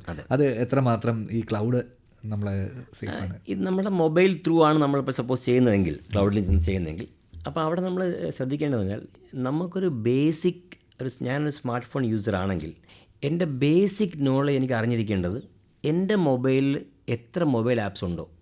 ഏകദേശം ഒരു 50-60 ആപ്സ് മിനിമം ആവറേജ് എല്ലാവരുടെ മൊബൈലും കാണും. അത് വേറെ കാര്യം. ഒരു പക്ഷേ എനിക്കറിയാവുന്ന ആപ്സ് 8-10 മാത്രമേ കാണൂ. ബാക്കിയുള്ള അൺനോൺ ആപ്സ് ആയിരിക്കാം. അൺനോൺ ആപ്സ് 2 തരത്തിലുള്ള അൺനോൺ ആപ്സ് ഉണ്ട്. ഒന്ന് വേറെ ആരോ ഇൻസ്റ്റാൾ ചെയ്തത്, 2 മൊബൈൽ കമ്പനി ഇൻസ്റ്റാൾ ചെയ്തത്. ഡിഫോൾട്ട് ആപ്സ് എന്ന് വേണമെങ്കിൽ അതിനെ പറയുന്ന നേറ്റീവ് ആപ്സ് എന്ന് വേണമെങ്കിൽ പറയാൻ ആക്ച്വലി. അപ്പോൾ ഈ ഒരു സംഭവം എല്ലാ വ്യക്തികളും ബേസിക്കായിട്ട് അറിഞ്ഞിരിക്കണം. എൻ്റെ മൊബൈലിൽ ഈ ഒരു ആപ്പ് ഞാൻ ഇൻസ്റ്റാൾ ചെയ്തതാണ്. ഫോർ എക്സാമ്പിൾ വാട്സാപ്പ്, ഞാൻ തന്നെ ഇൻസ്റ്റാൾ ചെയ്തതാണ്. ഇതിൻ്റെ പർപ്പസ് ഇതാണ്, എൻ്റെ കമ്മ്യൂണിക്കേഷൻ്റെ പർപ്പസാണ്. ഇതെൻ്റെ ഭീം ആപ്പ് അല്ലെങ്കിൽ പേടിഎം, ഇതെന്തിനാണ്? പേയ്മെൻറ്റ് ട്രാൻസ്ഫർ ചെയ്യാൻ വേണ്ടിയുള്ളത്. ഇത് ഇന്ന കമ്പനിയുടെയാണ്. ഇങ്ങനെ 1 to end എല്ലാ ആപ്സിനെ പറ്റി നമ്മൾ അറിഞ്ഞിരിക്കണം. ഇത് ബേസിക്കാണ്. ഇതിൽ നമുക്ക് അതിനകത്ത് ഒരു എക്സ്ക്യൂസ് അതില്ല. പക്ഷേ നമ്മളൊക്കെ പല സ്ഥലങ്ങളിലും ട്രെയിനിങ് പോകുമ്പോഴത്തേക്ക് പല ആൾക്കാർക്കും സാർ ഈ ആപ്പിനെ പറ്റി നമുക്ക് അറിയത്തില്ല, ഇത് കമ്പനി ആപ്പ് ആയിരിക്കാം. അല്ല, കമ്പനി ആപ്പ് ആണെങ്കിൽ അതിന് തീർച്ചയായിട്ടും അതിൻ്റെ ഒരു ഐഡൻറ്റിഫിക്കേഷൻ അതിലുണ്ട്. നിങ്ങൾ ക്ലിക്ക് ചെയ്യുമ്പോൾ അത് അൺഇൻസ്റ്റാൾ കാണിക്കുന്നില്ലെങ്കിൽ അല്ലെങ്കിൽ ഫോർഡ് സ്റ്റോപ്പാണ് കാണിക്കുന്നെങ്കിൽ അത് നിങ്ങളുടെ കമ്പനി ഡിഫോൾട്ട് ആപ്പാണ്. അതും സപ്പോസ് കൺഫ്യൂഷനാണ്. അതും അറിഞ്ഞില്ലെങ്കിൽ എന്ത് ചെയ്യുക? നിങ്ങളുടെ മൊബൈലൊന്ന് റീസെറ്റ് ചെയ്യുക. ആ വരുന്ന ആപ്സ് ആയിരിക്കും നേറ്റീവ് ആപ്സ്. നിങ്ങൾ ഒന്നും ഇൻസ്റ്റാൾ ചെയ്യുന്നതിന് മുന്നേ നമ്മൾ അതിനെപ്പറ്റി 100% നമ്മൾ മൊബൈൽ വാങ്ങിക്കുമ്പോൾ തന്നെ ബൈ ഡിഫോൾട്ട് ആപ്സ് എന്താണ് എന്നുള്ളത് അത് ഞാൻ ഇതിനോട് കണ്ടിന്യൂ ആയിട്ട് പറയണം. ഞാൻ പല സ്ഥലങ്ങളും ചോദിക്കാറുണ്ട്. നമ്മൾക്കിപ്പോൾ ഒരു മൊബൈൽ ഈ സെക്കൻഡ് ഹാൻഡ് മാർക്കറ്റ് നമ്മൾ ഈ ബൈബാക്ക് ഒക്കെ ചെയ്യും. നമ്മൾ പഴയ മൊബൈൽ കൊടുത്തിട്ട് പുതിയ മൊബൈൽ വാങ്ങിക്കുന്ന സംവിധാനം പല ആൾക്കാരും അങ്ങനെ ചെയ്യാറുണ്ട്. അല്ലെങ്കിൽ നമ്മൾ വീട്ടിൽ തന്നെ ഇപ്പോൾ ആർക്കെങ്കിലും ഈ 2 വർഷം ഉപയോഗിച്ചു ഇത് താങ്കൾ ഉപയോഗിച്ചു നമ്മൾ കൊടുക്കും. നമ്മൾ എന്താണ് കൊടുക്കുന്നത്? നമ്മൾ ചെയ്യുന്നത് ആദ്യം നമ്മൾ ഫോമാറ്റ് ചെയ്യും. കാരണം നമ്മൾ ഡാറ്റ അവിടെ പോകരുത്, ആ ഫോമാറ്റ് ചെയ്യുന്നത്. പക്ഷേ നമ്മളൊരു മൊബൈൽ പുതിയത് വാങ്ങിക്കുമ്പോൾ നമ്മൾ ഡയറക്റ്റ് ഉപയോഗിക്കുകയാണ്. ഞാൻ മസ്റ്റായിട്ട് റെക്കമെൻഡ് ചെയ്യും, നിങ്ങൾ ഫോമാറ്റ് ചെയ്തിട്ട് നിങ്ങൾ തുടങ്ങാവൂ. കാരണം എൻ്റെ ഒരു ഫീലാണ് ഇത് പുതിയ മൊബൈൽ എന്നുള്ളത്. ഇത് ആക്ച്വലി പുതിയ മൊബൈൽ അല്ല. ഇത് പല കൈകളിലും ഫാക്ടറിയിൽ നിന്ന് manufacture to distributor, sub distributor, പിന്നെ ഷോപ്പ്, ഇങ്ങനെ പല കൈകളിൽ വന്നിട്ടാണ് ഈ മൊബൈൽ എൻ്റെ കൈ വരുന്നത്. അപ്പം നമ്മൾ പറയും ഇത് പുതിയ മൊബൈൽ, എൻ്റെ മുന്നിൽ ഞാൻ പാക്ക് ഓപ്പൺ ചെയ്ത്. പാക്കിങ് വലിയ കാര്യമൊന്നുമല്ല, ആർക്കും പാക്ക് ചെയ്യാം. അപ്പം നമ്മൾ ആദ്യം മൊബൈൽ കിട്ടിയ ഉടനെ ആദ്യം ഇതിനെ ഫോർമാറ്റ് ചെയ്യുക, എന്നിട്ട് ഉപയോഗിക്കുക. ഫോർമാറ്റ് ചെയ്തതിന് ശേഷം എന്തെല്ലാം ആപ്സ് അതിനകത്തുള്ളത് അത് നോട്ട് ചെയ്തു. ഇത് കമ്പനി ആപ്സാണ്. ഇനിയും ആളെ മുതലുള്ള ആപ്സ് എല്ലാം ഞാൻ അല്ലെങ്കിൽ മറ്റൊരാൾ എൻ്റെ മുഖേന എൻ്റെ ഒരു കെയർലെസ് അപ്രോച്ച് കൊണ്ട് ഇൻസ്റ്റാൾ ആയ. അപ്പോൾ ഇത് നമ്മൾ ഫ്രീക്വൻ്റ് ആയിട്ട് നോക്കിക്കൊണ്ടിരിക്കണം. കാരണം അങ്ങനെയുള്ള യുഗമായിട്ടിരിക്കുകയാണ്. നമുക്ക് ഒന്നും പറയാൻ നോക്കില്ല ആക്ച്വലി. അതുകൊണ്ട് ഇത് ബേസിക്കാണ്. ഞാൻ ഒരിക്കലും ടെക്നിക്കലി പറയാം, ഇത് ബേസിക്കാണ്. അതിനോട് ചേർന്ന് മറ്റൊരു കാര്യം ചോദിക്കട്ടെ. ഇപ്പോൾ മുമ്പ് ആരെങ്കിലും ഉപേക്ഷിച്ച സിം നമ്പറുകൾ ഇപ്പോൾ പുതിയ ആൾക്കാർക്ക് അപ്ലൈ ചെയ്യുന്ന ആൾക്കാർക്ക് പ്രൊവൈഡേഴ്സ് കൊടുക്കാറുണ്ട്. ഇത്തരത്തിൽ നമുക്ക് പലപ്പോഴും നമുക്കറിയില്ല. ഒരു സിം എടുക്കുന്നു, അപ്പോഴത്തേക്ക് നമുക്കൊരു നമ്പർ കിട്ടുന്നു. അത് മുന്നേ ആരെങ്കിലും ഉപയോഗിച്ചിരുന്നതാണോ എന്ന് നമുക്കറിയില്ല. ഇത് എന്തെങ്കിലും രീതിയിൽ പ്രശ്നമാവാറുണ്ട്? ഇത് ഒരു വളരെ ഇമ്പോർട്ടൻറ്റ് ക്വസ്റ്റ്യൻ ആണ് ആക്ച്വലി. ഇത് വളരെ ഡേഞ്ചറാണ്. കാരണം ഞാൻ പറഞ്ഞത്, നമ്മൾ സിം എടുക്കുമ്പോഴും ഒരു സിം സ്റ്റോപ്പ് ചെയ്യുമ്പോഴും നമുക്ക് സെർട്ടൺ കാര്യങ്ങൾ അറിഞ്ഞിരുന്നേ ഒക്കത്തുള്ളൂ. അത് മസ്റ്റാണ്. ഇപ്പം എടുക്കുമ്പോൾ കാര്യം ഞാൻ പറയാം. ഇപ്പം നമ്മുടെ ഒരു 6-7 വർഷത്തിനുള്ളിൽ ഏതെങ്കിലും ഒരു വ്യക്തി ഇന്ത്യയിൽ സിം എടുത്തിട്ടുണ്ടെങ്കിൽ അത് 100% മറ്റൊരാൾ ഉപയോഗിച്ച സിം ആയിരിക്കും. കാരണം 6 വർഷം മുന്നേ തന്നെ നമ്മൾ ഈ 10 ഡിജിറ്റ് ഉണ്ട് ഇന്ത്യയിൽ, അത് എക്സോസ്റ്റായി തീർന്ന്. ഇനി പുതിയതായിട്ടുള്ള സീരീസ് ഇല്ല. അപ്പം നമ്മൾ ആരെങ്കിലും ഒരാൾ മൊബൈൽ സ്റ്റോപ്പ് ആക്കുകയാണെങ്കിൽ മാത്രമേ ആ നമ്പറായിരിക്കും മറ്റൊരാൾക്ക് അലൗട്ട് ആവുന്നത്. അപ്പം എന്ന് പറഞ്ഞപ്പോൾ നമ്മുടെ ഇപ്പം നെക്സ്റ്റ് ജനറേഷൻ തീർച്ചയായിട്ടും അവർ 10ാം ക്ലാസ് കഴിഞ്ഞിട്ട് അവർക്കൊരു മൊബൈൽ വാങ്ങിച്ചു കൊടുക്കുമ്പോൾ ഈ കിട്ടുന്ന നമ്പർ മറ്റൊരു വ്യക്തി ഉപയോഗിച്ച നമ്പറായിരിക്കും. ആ വ്യക്തി ഒരു പക്ഷേ മണിപ്പൂറോ ഹിമാചൽ പ്രദേശോ വേറെ ഒരു സ്റ്റേറ്റിലൊക്കെ ആയിരിക്കും ആക്ച്വലി. അപ്പോൾ ഇവിടെ നമ്മൾ ശ്രദ്ധിക്കേണ്ട കാര്യം എന്ന് പറഞ്ഞാൽ, ഞാൻ ഇടയ്ക്കൊരു GST ഓഫീസിൻ്റെ ഒരു ക്ലാസ് എടുത്ത് കഴിഞ്ഞ മാസമായിരുന്നു, മഹാരാഷ്ട്രയിലായിരുന്നു. ഞാൻ ചോദിച്ചു ഇങ്ങനെ, ഈ ലാസ്റ്റ് 7 വർഷമായിട്ട് ആരെങ്കിലും സിം എടുത്തോ? 2-3 കൈ പൊക്കി. അപ്പം ഞാൻ ചോദിച്ചു, എന്തെങ്കിലും നിങ്ങൾക്ക് സിം എടുത്ത ഈ സിമ്മിൽ എന്തെങ്കിലും? ഒരാൾ പറഞ്ഞത്, എനിക്ക് ഇടയ്ക്ക് ഒരു ബാങ്ക് ബാലൻസ് വരുന്നുണ്ട്, SMS. ആശാ പുള്ളി സന്തോഷിച്ച് പറയാണ്, ഇത് ബാങ്ക് ബാലൻസ് വരുന്നുണ്ട്, മറ്റൊരു ബാങ്കിൻ്റെ അക്കൗണ്ടിൽ ഈ രജിസ്റ്റർ നമ്പർ ഇതാണ്. അതിങ്ങനെയൊക്കെ ആകും. പല സമയങ്ങളിലും ഈ പേരൻസ് എല്ലാം നാട്ടിലായിരിക്കും, മക്കളെല്ലാം US UK ആയിരിക്കും. അപ്പോൾ അവർ അവിടെ സെറ്റിലാണ്. അവർ വെക്കേഷന് ഒരു 5 ദിവസം വന്ന് ഇവിടുത്തെ പേരൻസിന് അവർക്ക് അവിടെ പറ്റിയുള്ള ഒന്നുമില്ല. അവർ ഇവിടുത്തെ ജീവിതമാണ്. ആ കുട്ടിയൊക്കെ ഇവിടുത്തെ അവരെ മൊബൈലൊന്നും ഒരു പക്ഷേ അവർക്ക് എന്തെങ്കിലും സംഭവിച്ചാൽ, നാളെ ചെന്ന് സംഭവിച്ചാൽ അവർ വരുന്നു, ആ ചടങ്ങ് കഴിയുന്നു, അവർ തിരിച്ചു പോകുന്നു. ഈ അച്ഛനും അമ്മയോട് എവിടെയാണ് ബാങ്ക്? ഇതൊക്കെ നടന്ന കേസുകളാണ് കേട്ടോ. ഇത് കോട്ടയം, തിരുവല്ല, പത്തനംതിട്ട ഡിസ്ട്രിക്റ്റിൽ വളരെ നടന്നതാണ്. കാരണം അവിടെ ഏറ്റവും കൂടുതൽ ഔട്ട്സൈഡേഴ്സ് എന്ന് പറഞ്ഞാൽ പേരൻസ് എലോൺ താമസിച്ച സ്ഥലമാണ്. ഇത് ഞാൻ ഒരു സർവേ പഠിച്ചതാണ് ആക്ച്വലി. അപ്പോൾ ഇവിടെ എന്ത് പറ്റുമെന്ന് പറഞ്ഞാൽ, ഈ സിം കാർഡ് ബന്ധാവുന്നു. കാരണം നമ്മളെ ട്രൈ റൂൾ അനുസരിച്ച് 90 ദിവസം ഒരു സിം കാർഡിൽ കോൾ ചെയ്തില്ലെങ്കിൽ, കോൾ വന്നില്ലെങ്കിൽ, SMS ചെയ്തില്ലെങ്കിൽ, SMS വന്നില്ലെങ്കിൽ 91st ഡേ ആ നമ്പർ വേറെ അലോട്ടാവും. ഇതാണ് റൂൾ, നമ്മുടെ ട്രയൽ റൂൾ അതാണ്. അപ്പോൾ ഈ 90 days കഴിഞ്ഞ ശേഷം ഈ പേരൻറ്റിൻ്റെ മൊബൈൽ മണിപ്പൂരുള്ള ആർക്കെങ്കിലും അലോട്ട് ആവും. ഞാൻ ഉദാഹരണമായിട്ട് പറഞ്ഞു. അദ്ദേഹം നോക്കുമ്പോൾ കാണാൻ ഇടയ്ക്കിടയ്ക്ക് ഈ ബാങ്കിൻ്റെ അലേർട്ട്സ് വരും. ബാങ്കർ ഇടയ്ക്കിടയ്ക്ക് എന്തെങ്കിലുമൊക്കെ alert, your balance is this അല്ലെങ്കിൽ എന്തെങ്കിലുമൊക്കെ അലേർട്ട് വരും. അപ്പം തീർച്ചയായിട്ടും നമുക്കറിയാൻ കഴിയും ഈ നമ്പർ ഇങ്ങനെ ഒരു ക്രിമിനൽ മൈൻഡുള്ള വ്യക്തിക്ക് അല്ലെങ്കിൽ ഒരു ക്രിമിനൽ മൈൻഡ് ഇല്ലെങ്കിലും ഇത് കാണുമ്പോൾ ഇത് ബാലൻസ് ഇത്ര ഉണ്ടോ, ഓക്കെ, അപ്പം അവൻ മനസ്സിലാവും ഈ ഒരു ബാങ്കിൻ്റെ അക്കൗണ്ട് ഇന്നത്തെ കൺട്രോളാണെന്നുള്ളത്. ഇതൊരു അപ്പം അദ്ദേഹം പറഞ്ഞാൽ എനിക്ക് ഇടയ്ക്കിടയ്ക്ക് ഇങ്ങനെ ബാലൻസിൻ്റെ മെസ്സേജ് വരുന്നുണ്ട്. പിന്നെ ആ പുള്ളിയും പറഞ്ഞു, ഞാനും സാറേ ഒരു 6-7 വർഷമായിരുന്ന ഒരു സിം എടുത്തിട്ട് എനിക്ക് ഇടയ്ക്കിടയ്ക്ക് മെസ്സേജ് വരുന്നത് താങ്കൾ ലോൺ അടച്ചിട്ടില്ല, അടയ്ക്കൂ എന്ന് പറഞ്ഞാൽ ഇതിന് മുമ്പുള്ള വ്യക്തി ആ സിമ്മിലൂടെ ലോൺ എടുത്തിട്ട് അദ്ദേഹം സിം സ്റ്റോപ്പാക്കി. ആ സിം അൾട്ടിമേറ്റ്ലി ഇദ്ദേഹത്തിന് കിട്ടി. അപ്പോൾ ഇതിന് ട്രബിളുണ്ട് സത്യം പറഞ്ഞാൽ മറ്റൊരു വേറൊരാളുടെ അക്കൗണ്ടാണ്. അപ്പോൾ ഇങ്ങനെയുള്ള ട്രബിൾ, പിന്നെ ഈ സോഷ്യൽ മീഡിയ ഈ ഇങ്ങനെയുള്ള ഞാനൊരു പേഴ്സണൽ അറ്റാക്സ് ഞാൻ കുറച്ച് ഇതാണ്. എന്ന് പറഞ്ഞാൽ ഈ ലേഡീസിനെ വുമണിലായിട്ടുള്ള അവർ അറ്റാക്ക് ചെയ്യും. പല മോഫ്റ്റ് ഫോട്ടോ കിട്ടിയതിന് ശേഷം ഉണ്ടല്ലോ ഇവർ ഈ സിം അങ്ങ് ബന്ധാക്കും. അപ്പോൾ ഈ ലേഡി അറ്റാക്കായ വ്യക്തി എന്ത് ചെയ്യുന്ന പറയുമ്പോൾ പോലീസ് കംപ്ലയിൻറ്റ് കൊടുക്കുക എന്തോ ചെയ്യും. അപ്പോൾ അവർക്ക് കിട്ടുന്ന ഈ നമ്പറായിരിക്കും കിട്ടുന്നത്. കാരണം ഈ എൻ്റെ കൂടെ അവർ ഇൻവെസ്റ്റിഗേറ്റ് ചെയ്യുമ്പോൾ ഈ നമ്പർ കിട്ടും. അപ്പോൾ ഈ നമ്പർ ഇൻവെസ്റ്റിഗേറ്റ് ചെയ്ത് 3 മാസം കഴിഞ്ഞ ശേഷം ഈ നമ്പർ മറ്റൊരാൾക്കാണ് അലൗട്ട് ആവുന്നത്. അപ്പോൾ അതിൻ്റെ ഒരു ഫസ്റ്റ് ക്രൈമിൻ്റെ പിന്നെ അറസ്റ്റ് ചെയ്യപ്പെടുന്ന ഈ വ്യക്തിയായിരിക്കും, ഇന്നസെൻ്റ് ആയിരിക്കും. തീർച്ചയായിട്ടും അദ്ദേഹം ഇന്നസെൻ്റ് ആണ്. അദ്ദേഹത്തിന് പ്രൂവ് ചെയ്യേണ്ടി വരും ഞാൻ ഈ ദിവസം മുതലാണ് ഈ സിം എടുത്തെന്നുള്ളത്. തീർച്ചയായിട്ടും അത് കോടതിയിൽ പോയി ഒരു ട്രിപ്പ് അടിക്കേണ്ടി വരും. അതുകൊണ്ട് നമ്മൾ ഈ സിം എടുക്കുമ്പോൾ നമ്മൾ നോക്കേണ്ടിരുന്നത് നമ്മൾ എന്തെല്ലാം കാര്യങ്ങളകത്ത് ലിങ്ക് ആയിട്ടുണ്ട് എന്ന് നോക്കേണ്ടത്. അതൊരു സത്യം പറഞ്ഞാൽ ഒരു ഇമ്പോസിബിൾ ടാസ്ക് ആണ് സാധാരണ മനുഷ്യന്. കാരണം എന്തെല്ലാം ലിങ്കാണ് ഈ നമ്പർ എന്നുള്ളത് നോക്കാൻ. ബാങ്ക് ലിങ്കാണോ നമ്മൾ ചെക്ക് ചെയ്ത് നോക്കും. കാരണം ഏകദേശം നമുക്കൊരു 30-35 റിനൗണ്ട് പ്രിവെയിലിംഗ് ബാങ്ക്സ് ഉണ്ട്. നാഷണലൈസ്ഡ് ബാങ്ക്, ഇപ്പം SBI മുതൽ HDFC അങ്ങനെ ബാങ്കുണ്ട്. ഈ ബാങ്കിലെല്ലാം ഒരു നമ്പറുണ്ട്, പല ഒരു മിസ് കോൾ അലർട്ട്. ഞാനിപ്പോൾ ഒരു നമ്പർ ഡയൽ ചെയ്യുമ്പോഴത്തേക്ക് എൻ്റെ ഏത് ബാങ്കാണോ ആ ബാങ്കിൽ നിന്ന് എനിക്ക് റിപ്ലൈ വരുന്നില്ല, ഈ ഒരു ബാലൻസ് ഇസ് ദിസ്. അപ്പം നമ്മൾ ഈ കുത്തിയിരുന്നിട്ട് എല്ലാ ബാങ്കിൻ്റെയും ഫോണിൽ അടിച്ചു നോക്കണം. അപ്പോൾ ഏതെങ്കിലുമൊക്കെ ഒന്ന് വരും, അതിൻ്റെ അർത്ഥം ഈ ബാങ്കിൻ്റെ നമ്പർ ലിങ്കാണ്. ഇതൊരു നമ്മളിങ്ങനെ കറങ്ങി തിരിഞ്ഞുള്ള ഒരു ഓപ്ഷനാണ്. ഈ ഓപ്ഷൻ ഇപ്പോൾ അവൈലബിൾ ഉള്ളൂ.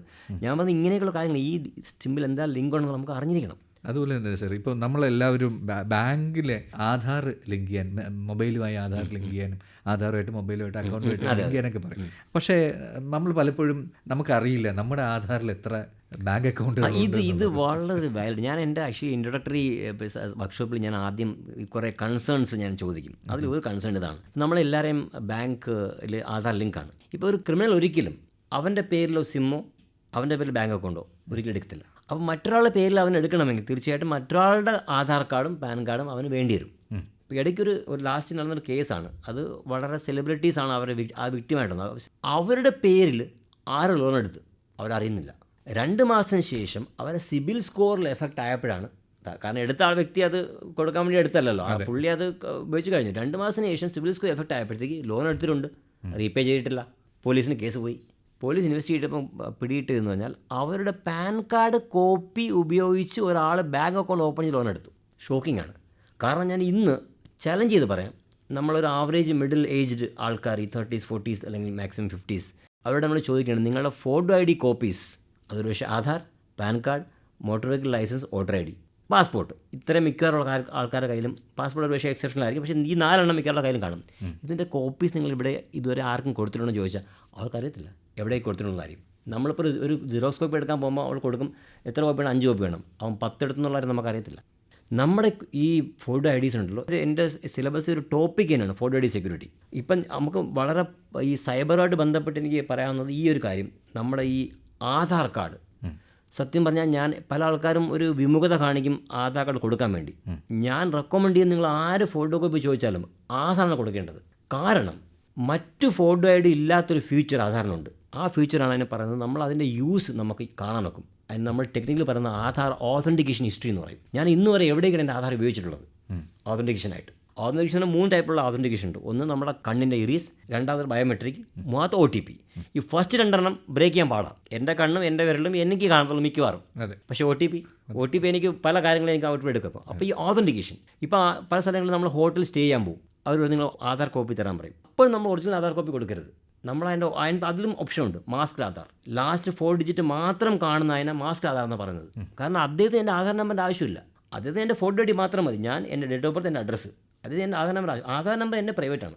മനുഷ്യ ചോദ്യം ഇതാണ്, ഈ ബാങ്ക് അക്കൗണ്ട്. യെസ്, നമ്മുടെ ആധാറിൻ്റെ സൈറ്റ് തന്നെ UIDAI എന്നുള്ള സൈറ്റിൽ ഒരു 6 or 7 സൈബർ റിലേറ്റഡ് ഫീച്ചേഴ്സ് ഉണ്ട്. അതിൽ ഒന്നാണ് മനീഷ് ചോദിച്ചത്. അതിന് നമ്മൾ പറയുന്നത് ബാങ്ക് സീഡിങ് സ്റ്റാറ്റസ് എന്ന് പറയും. എന്ന് പറഞ്ഞാൽ എൻ്റെ ആധാർ എത്രയൊക്കെ ബാങ്കിൽ സീഡ് ചെയ്തിട്ടുണ്ടെന്നുള്ളത് ക്ലിക്ക് ചെയ്യുമ്പോൾ കാണിക്കും. ഒന്ന്. രണ്ടാമത് ആ ഓപ്ഷനിൽ തന്നെ നമ്മളത് ക്ലിക്ക് ചെയ്യുമ്പോഴത്തേക്ക് അത് കാണിക്കും your bank account is active. Not active ആണെങ്കിൽ തീർച്ചയായിട്ടും നിങ്ങൾ KYCക്ക് ബാങ്കിൽ പോകേണ്ടി വരും. എന്ന് പറഞ്ഞാൽ ഈ KYC എന്ന് പറഞ്ഞ് പല സമയങ്ങളും ഫോൺ വരാറുണ്ട് ബാങ്കിൽ നിന്ന്. നമ്മൾ അവരെ കേൾക്കേണ്ട ആവശ്യമില്ല. നമ്മൾ ആധാറിൽ പോയി നോക്കിയാൽ മതി. നമ്മൾ ആക്റ്റീവ് അല്ലെങ്കിൽ നമ്മൾ KYC കൊടുത്തേ പോകും. മനസ്സിലല്ലേ? അപ്പോൾ അതുകൊണ്ട് ഈ ആധാറിൻ്റെ ഒരു ഫീച്ചറാണ് ഈ ഞാൻ പറഞ്ഞ ഈ ബാങ്ക് സീഡിംഗ് സ്റ്റാറ്റസ്. സെക്കൻഡ്, ഈ ആധാർ ഓതൻറ്റിക്കേഷൻ ഹിസ്റ്ററി നമ്മൾ ഇടയ്ക്കിടയ്ക്ക് നോക്കിക്കൊണ്ടിരിക്കണം നമ്മൾ ആധാർ എവിടേക്ക് ഓതൻറ്റിക്കേറ്റ് ആയി. കാരണം ഈ കോപ്പി എവിടെ പോയിട്ട് നമുക്കറിയത്തില്ല. ഈ ഓതൻറ്റിക്കേഷൻ ഹിസ്റ്ററി നമുക്ക് ഇടയ്ക്കിടയ്ക്ക് ചെക്ക് ചെയ്യേണ്ടിയിരിക്കുന്നു നമ്മൾ ആധാർ എവിടെയൊക്കെ യൂസ് ആയി എന്നുള്ളത്. രണ്ടാമത്തത്. മൂന്നാമത്തെ ഫീച്ചർ എന്ന് പറഞ്ഞാൽ ഇത് വളരെ ഇമ്പോർട്ടൻ്റ് ആണ്. 2009 ശേഷം നമ്മുടെ ഫാമിലിയിൽ ആരെങ്കിലും മരണം നടന്നിട്ടുണ്ടെങ്കിൽ, കാരണം പറയാനുള്ള കാരണം 2009 ആധാർ വന്നത് ആക്ച്വലി, അവരുടെ എല്ലാ ആധാർ ഇപ്പോഴും ലൈവാണ്. ഇപ്പോൾ ഒരു 3 മാസം മുമ്പ് ഈ UID അതോറിറ്റിക്കാർ ഒരു പുതിയ ഫീച്ചർ കൊണ്ടുവന്നു. Report death of A family member. നിങ്ങളൊരു ഫാമിലി മെമ്പർ 2009 ശേഷം ഒരു മരണപ്പെട്ടിട്ടുണ്ടെങ്കിൽ നിങ്ങൾ ആ ഒരു മരണം UID ഡിപ്പാർട്ട്മെൻറ്റ് അറിയിപ്പിച്ചിട്ട് നിങ്ങൾ ആധാർ ഡിസേബിൾ ചെയ്യേണ്ടി വരും. ഇത് എനിക്ക് തോന്നുന്നത് 95% പബ്ലിക്കിന് അറിയത്തില്ല കാര്യം. ഇത് ചെയ്യേണ്ടി വരും. ഇതൊരു സൈബർ ഫീച്ചറാണ്, report death of family member. അപ്പോൾ ഇങ്ങനെ ഒരു 6-7 ഫീച്ചർ, എനിക്ക് തോന്നുന്നൊരു 6 ഫീച്ചറെങ്കിലും ആധാറിൽ സൈബർ ക്രൈം റിലേറ്റഡ് ഫീച്ചറുണ്ട്. ജനിച്ച കുട്ടി മുതൽ മരണപ്പെട്ട ആൾക്കാർ വരെ അവരെ ആധാറുണ്ട്. അവരുടെ ആധാർ നമ്പർ സെയിം ആയിരിക്കും അൺടിൽ ഡെത്ത്. ആധാർ നമ്മൾ വളരെ ഇമ്പോർട്ടൻ്റ് ആണ്. കാരണം അത് ലോകത്തെ ഏറ്റവും വലിയ ബിഗ്ഗസ്റ്റ് ബയോമെട്രിക് ഡാറ്റാബേസ് എന്ന് തന്നെ പറയുന്നത് ആധാർ ഡാറ്റാബേസ്. ഇതാണ് ഇതിൻ്റെ ക്രൈമിൻ്റെയൊക്കെ ഒരു മെയിൻ ആധാർ. അപ്പം നമ്മൾ പറഞ്ഞ തീർച്ചയായിട്ടും ഈ ഫോട്ടോ ID ആധാർ നമ്മൾ ഉപയോഗിക്കും. അതിൻ്റെ ഫ്യൂച്ചർ നമ്മൾ ഉപയോഗിക്കേണ്ടത്. പിന്നെ മാത്രമല്ല, ഞാൻ ഇടയ്ക്ക് നാഗ്പൂരിൽ ഞാനൊരു 5G സിം മാറ്റാൻ വേണ്ടി ഞാൻ എയർടെല്ലിൽ പോയപ്പോൾ അവർ പറഞ്ഞു സാറേ ഈ ബയോമെട്രി വെക്കാൻ പറഞ്ഞു. ഞാൻ ബയോമെട്രി വെച്ചപ്പോഴത്തേക്ക് എൻ്റെ ബയോമെട്രി അക്സെപ്റ്റ് ആവുന്നില്ല. ഞാൻ പേടിച്ചു പോയി, എന്താ എൻ്റെ അക്സെപ്റ്റ് ആവാത്തത്? ഞാൻ വീണ്ടും തുടച്ചിട്ടൊക്കെ വെച്ച് നോക്കിയിട്ട് എൻ്റെ അക്സെപ്റ്റ് ആവുന്നില്ല. പിന്നെ ഞാൻ ഓർത്തത് എൻ്റെ ആധാർ ഡിസേബിൾ ആക്കി വെച്ചേക്കെ, ടെമ്പററി ലോക്ക്. ഞാൻ വെളിയിൽ വന്നു അൺലോക്ക് ആയത്, ഞാൻ ബയോമെട്രി ആക്കി. കാരണം നമ്മുടെ ബയോമെട്രിക്ക് യൂസ് ഒരു പക്ഷേ 2-3 വർഷത്തെ ഒരിക്കലായിരിക്കും വരുന്നത്. അങ്ങനെയാണെങ്കിൽ നിങ്ങൾക്ക് 2-3 വർഷത്തെ ഒരിക്കൽ യൂസ് ചെയ്യുന്നത് എന്തിനാണ് നിങ്ങൾ ഹോൾ ഇയർ അല്ലെങ്കിൽ ഹോൾ ടൈം എന്തിനാണ് അതിനെ ബയോമെട്രിക് ഡിസേബിൾ ചെയ്യുക? അങ്ങനെയുള്ള നല്ല നല്ല ഫീച്ചേഴ്സ് ആധാറിലുണ്ട്. അപ്പം ഞാൻ പറഞ്ഞു വന്നത് ഇങ്ങനെയുള്ള എഡ്യൂക്കേഷനാണ് മനുഷ്യന് വേണ്ടുന്നത്, മൊബൈൽ യൂസിന് വേണ്ടുന്നത്. ഇവിടെയാണ് നമ്മൾ ഏറ്റവും ബാക്കിലാണ് പോയത്. ഗെയിമുകൾ എന്ന് പറയുന്നത് കുട്ടികൾ വളരെയധികം ഉപയോഗിക്കുന്ന ഒരു രീതിയാണ്. ഇപ്പോൾ പ്രത്യേകിച്ച് കുട്ടികളെ വളരെ ചെറുതിലേ തന്നെ ഒരു അടക്കിയിരുത്താൻ വേണ്ടിയിട്ട് മൊബൈൽ കൊടുക്കുന്ന ഒരു ശീലമുള്ള ആൾക്കാരാണ് നമ്മളെല്ലാവരും. ഉറപ്പായിട്ടും അതിൻ്റേതായ സ്റ്റഡി ഉൾപ്പെടെയുള്ള കോൺസെൻട്രേഷൻ ഉൾപ്പെടെയുള്ള കാര്യങ്ങളിലെ ബുദ്ധിമുട്ടുകളുണ്ട്. പക്ഷേ ഇത് എങ്ങനെയായിരിക്കും പാരൻസിൻ്റെ അക്കൗണ്ട് അല്ലെങ്കിൽ അവരുടെ ജീവിതത്തെ എങ്ങനെയായിരിക്കും കൂടുതൽ പ്രശ്നമാക്കാൻ പോകുന്നത്? ഞാൻ ആക്ച്വലി ഞാൻ സ്കൂളിലൊക്കെ വർക്ക്ഷോപ്പിൽ പോകുമ്പോൾ എൻ്റെ ഡിഫറെൻറ്റ് ടോപ്പിക്സാണ്. ഇപ്പോൾ 8-9 വേറെ ടോപ്പിക്ക്, 10 വേറെ ടോപ്പിക്ക്, സ്റ്റാഫിൻ്റെ വേറെ ടോപ്പിക്ക്, പേരൻസിൻ്റെ വേറെ ടോപ്പിക്ക്. പേരൻസിനെ ഞാൻ സ്കൂളിൽ വിളിപ്പിക്കും. കാരണം നേരത്തെ കോവിഡിന് മുന്നേ കുട്ടികൾ സ്കൂളിൽ നിന്ന് വന്നതിന് ശേഷം പപ്പ മമ്മി എനിക്കൊരു കുറച്ച് നേരം മൊബൈൽ തരുമോ എന്നാണ് ചോദിച്ചത്. കോവിഡിന് ശേഷം പേരൻസാണ് തിരിച്ച് കുട്ടിയോട് ചോദിക്കുന്നത്, ഒന്ന് പേരൻസ് തരാമോ? കാരണം അവനാണ് കൂടുതൽ ഉപയോഗിക്കുന്നത്. അത് മാത്രമല്ല, ഇപ്പോൾ പേരൻസിനെക്കാളും 10 ടൈംസ് കൂടുതൽ അറിവ് കുട്ടിക്കുണ്ട്. പല പേരൻസ് വളരെ അഭിമാനത്തോടെ പറയും എൻ്റെ കുട്ടി അത് ചെയ്യുന്നുള്ളത്. അപ്പോൾ എനിക്ക് പറയാനുള്ളത്, ഈ മൊബൈൽ ഇൻവെൻറ്റ് ചെയ്തത് ഇത് കുട്ടിയെ കളിക്കാൻ വേണ്ടിയല്ല, ഗെയിം എന്നുള്ള ആപ്പ് ഇൻസ്റ്റാൾ ചെയ്യാന്നുള്ളതല്ലാതെ ഇത് ബേസിക് ഡിസൈൻ ചെയ്തിരിക്കുന്നത് നിങ്ങളെ ഗെയിം കളിക്കാൻ വേണ്ടിയല്ല. പല പേരൻസും പറയും മൊബൈൽ കൊടുത്തില്ലെങ്കിൽ അവൻ ആരും കഴിക്കത്തില്ല. അങ്ങനെ നിർബന്ധമാണെങ്കിൽ നിങ്ങൾ വേറെ ഫോൺ വാങ്ങിച്ചു കൊടുക്കുക. നിങ്ങളുടെ ബാങ്കിൽ ലിങ്ക് ആയ നമ്പേഴ്സ്, നിങ്ങളുടെ ഓഫീസിൽ ഉള്ള ഡാറ്റ, നിങ്ങളുടെ പേഴ്സണൽ ഫോട്ടോസ്, ഫോൺ ബുക്ക്, ഈ ഉള്ള മൊബൈൽ നിങ്ങൾ കൊടുക്കരുത്. നിങ്ങൾക്ക് അഥവാ നിങ്ങളെ കുട്ടി ആഹാരം കഴിക്കണമെങ്കിൽ നിങ്ങൾ വേറെ പുതിയ മൊബൈൽ വാങ്ങിക്കുക, കൊടുക്കുക അദ്ദേഹത്തിന്. കാരണം ഇത് നിങ്ങൾ തന്നെ നിങ്ങൾ പ്രശ്നത്തിൽ വിളിച്ച് ചെയ്യണം. പിന്നെ ഗെയിംസ് 2 തരം ഗെയിംസ് ഉണ്ട്. ഒന്ന് ഫ്രീ ഗെയിംസ്, ഒന്ന് പെയ്ഡ് ഗെയിംസ്. ഫ്രീ ഗെയിംസിൻ്റെ കൺസെപ്റ്റ് ഇല്ല. നമ്മൾ IT ഫീൽഡ് ഫ്രീ സംഭവമില്ല. അപ്പോൾ നമ്മൾ പറയത്തില്ല if you are not paying for product then you are the product. Free കൺസെപ്റ്റേ ഇല്ല, IT ഫ്രീ കൺസെപ്റ്റേ ഇല്ല ആക്ച്വലി. അപ്പോൾ ഗെയിം ചെയ്യുന്നത് നിങ്ങൾ ആദ്യം ഇൻസ്റ്റാൾ ചെയ്യുമ്പോൾ നിങ്ങളെ കംപ്ലീറ്റ് പെർമിഷൻ കൊടുത്താലേ ഒക്കത്തുള്ളൂ. പിന്നെ അതിന് ശേഷം ചില ജെന്യൂൻ ഗെയിംസ് ഉണ്ട്. ഞാൻ അവരെ ഒരിക്കലും ബ്ലെയിം ചെയ്യുന്നില്ല. ജെന്യൂൻ ഗെയിംസ് നിങ്ങൾ ഓരോ ലെവൽ ഇങ്ങനെയൊക്കെയുള്ള ഗെയിംസ് ഉണ്ട്, ഗുഡ്. പക്ഷേ നമ്മുടെ ഈ മൊബൈൽ ആക്ച്വലി നമ്മൾ ഈ Paytm അല്ലെങ്കിൽ വാട്സാപ്പ് അല്ലെങ്കിൽ ഈ ഫോട്ടോ ഇങ്ങനെയൊക്കെയുള്ള സമയത്ത് ഇതുമായിട്ടൊന്നും കൊപ്പമാകത്തില്ല. ഗെയിം വേറൊരു എന്താ പറയുക സോണാണ്, ഇത് വേറെ സോണാണ്. നിങ്ങളില്ല പറയത്തില്ലേ എന്തോ പോലീസിനെയും കള്ളനെയും ഒരു വീട്ടിൽ തന്നെ താമസിപ്പിക്കുന്നത്, അതാണ് കാണുന്ന സംഭവം. അതുകൊണ്ട് ഇത് നിങ്ങൾ കാര്യങ്ങൾ വേറൊരു മൊബൈൽ ഉപയോഗിക്കുക. ഞാൻ ഒരിക്കലും കളിക്കണമെന്ന് പറയത്തില്ല. ഇങ്ങനെയുള്ള കാര്യങ്ങൾ പേരൻസാണ്. പിന്നെ മാത്രമല്ല ഈ സൈബറിൽ ഒരു ടോപ്പിക് തന്നെ ഉണ്ട്, പേരൻ്റൽ കൺട്രോൾ.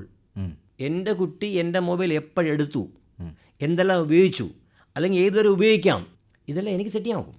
ഈ ടോപ്പിക്കാണ് ഞാൻ സാറിന് പേരൻസിനെ പഠിപ്പിക്കുന്നത് ആക്ച്വലി. കാരണം നിങ്ങൾ ഒരു സ്റ്റെപ്പ് ഹെഡ് ആയിരിക്കണം നിങ്ങൾ കുട്ടിയെക്കാളും. അപ്പോൾ ഇത് ആസ് ഓഫ് നോ അല്ല.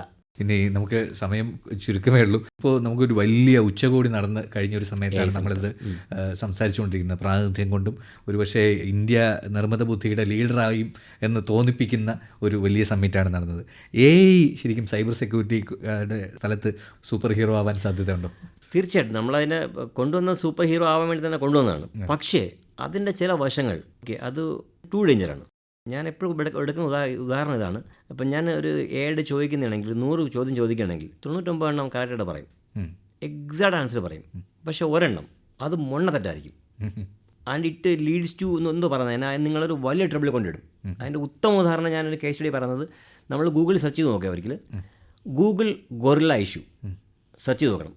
എന്ന് പറഞ്ഞാൽ 2-3 വർഷങ്ങൾക്ക് മുന്നേ ഗൂഗിളിൻ്റെ AI അവരൊരു ഇൻബിൽഡ് AI ഉണ്ട്. AIയുടെ കുറേ കറുത്ത മനുഷ്യരുടെ ഫോട്ടോ കാണിച്ചിട്ട് എന്താണെന്ന് ചോദിച്ചു കുറേ കാര്യങ്ങൾ, ഒരു മനുഷ്യൻ്റെ ഫോട്ടോ, ഒരു പൂച്ചയുടെ ഫോട്ടോ, അങ്ങനെ 6-7 ഫോട്ടോ കാണിച്ചിട്ട് അതിൽ ഒരെണ്ണം കറുത്ത മനുഷ്യൻ്റെ ഫോട്ടോ ആയിരുന്നു, ഒരു നീഗ്രോ എന്തോ. ആ നീഗ്രോയുടെ ഫോട്ടോ ചോദിച്ചപ്പോൾ ഗൂഗിൾ പറഞ്ഞത് ഇതൊരു ഗൊറില്ലയാണെന്ന്. ഒരു ലോകമഹായുദ്ധത്തിനുള്ള, കാരണം ഒരു റേസിസ്റ്റിൻ്റെ ഇഷ്യൂ ആണ്, അത് വലിയ പെനാൾട്ടി അവർക്ക് ഗൂഗിളിന് അടക്കേണ്ടി വന്നു. അപ്പം ഞാൻ പറയുന്നത് 99% കറക്റ്റ് ആയിരിക്കാം, പക്ഷേ ആ 1% ആൻസർ തെറ്റാണല്ലോ. അത് സത്യം പറഞ്ഞാൽ വലിയ അപകടമാണ്.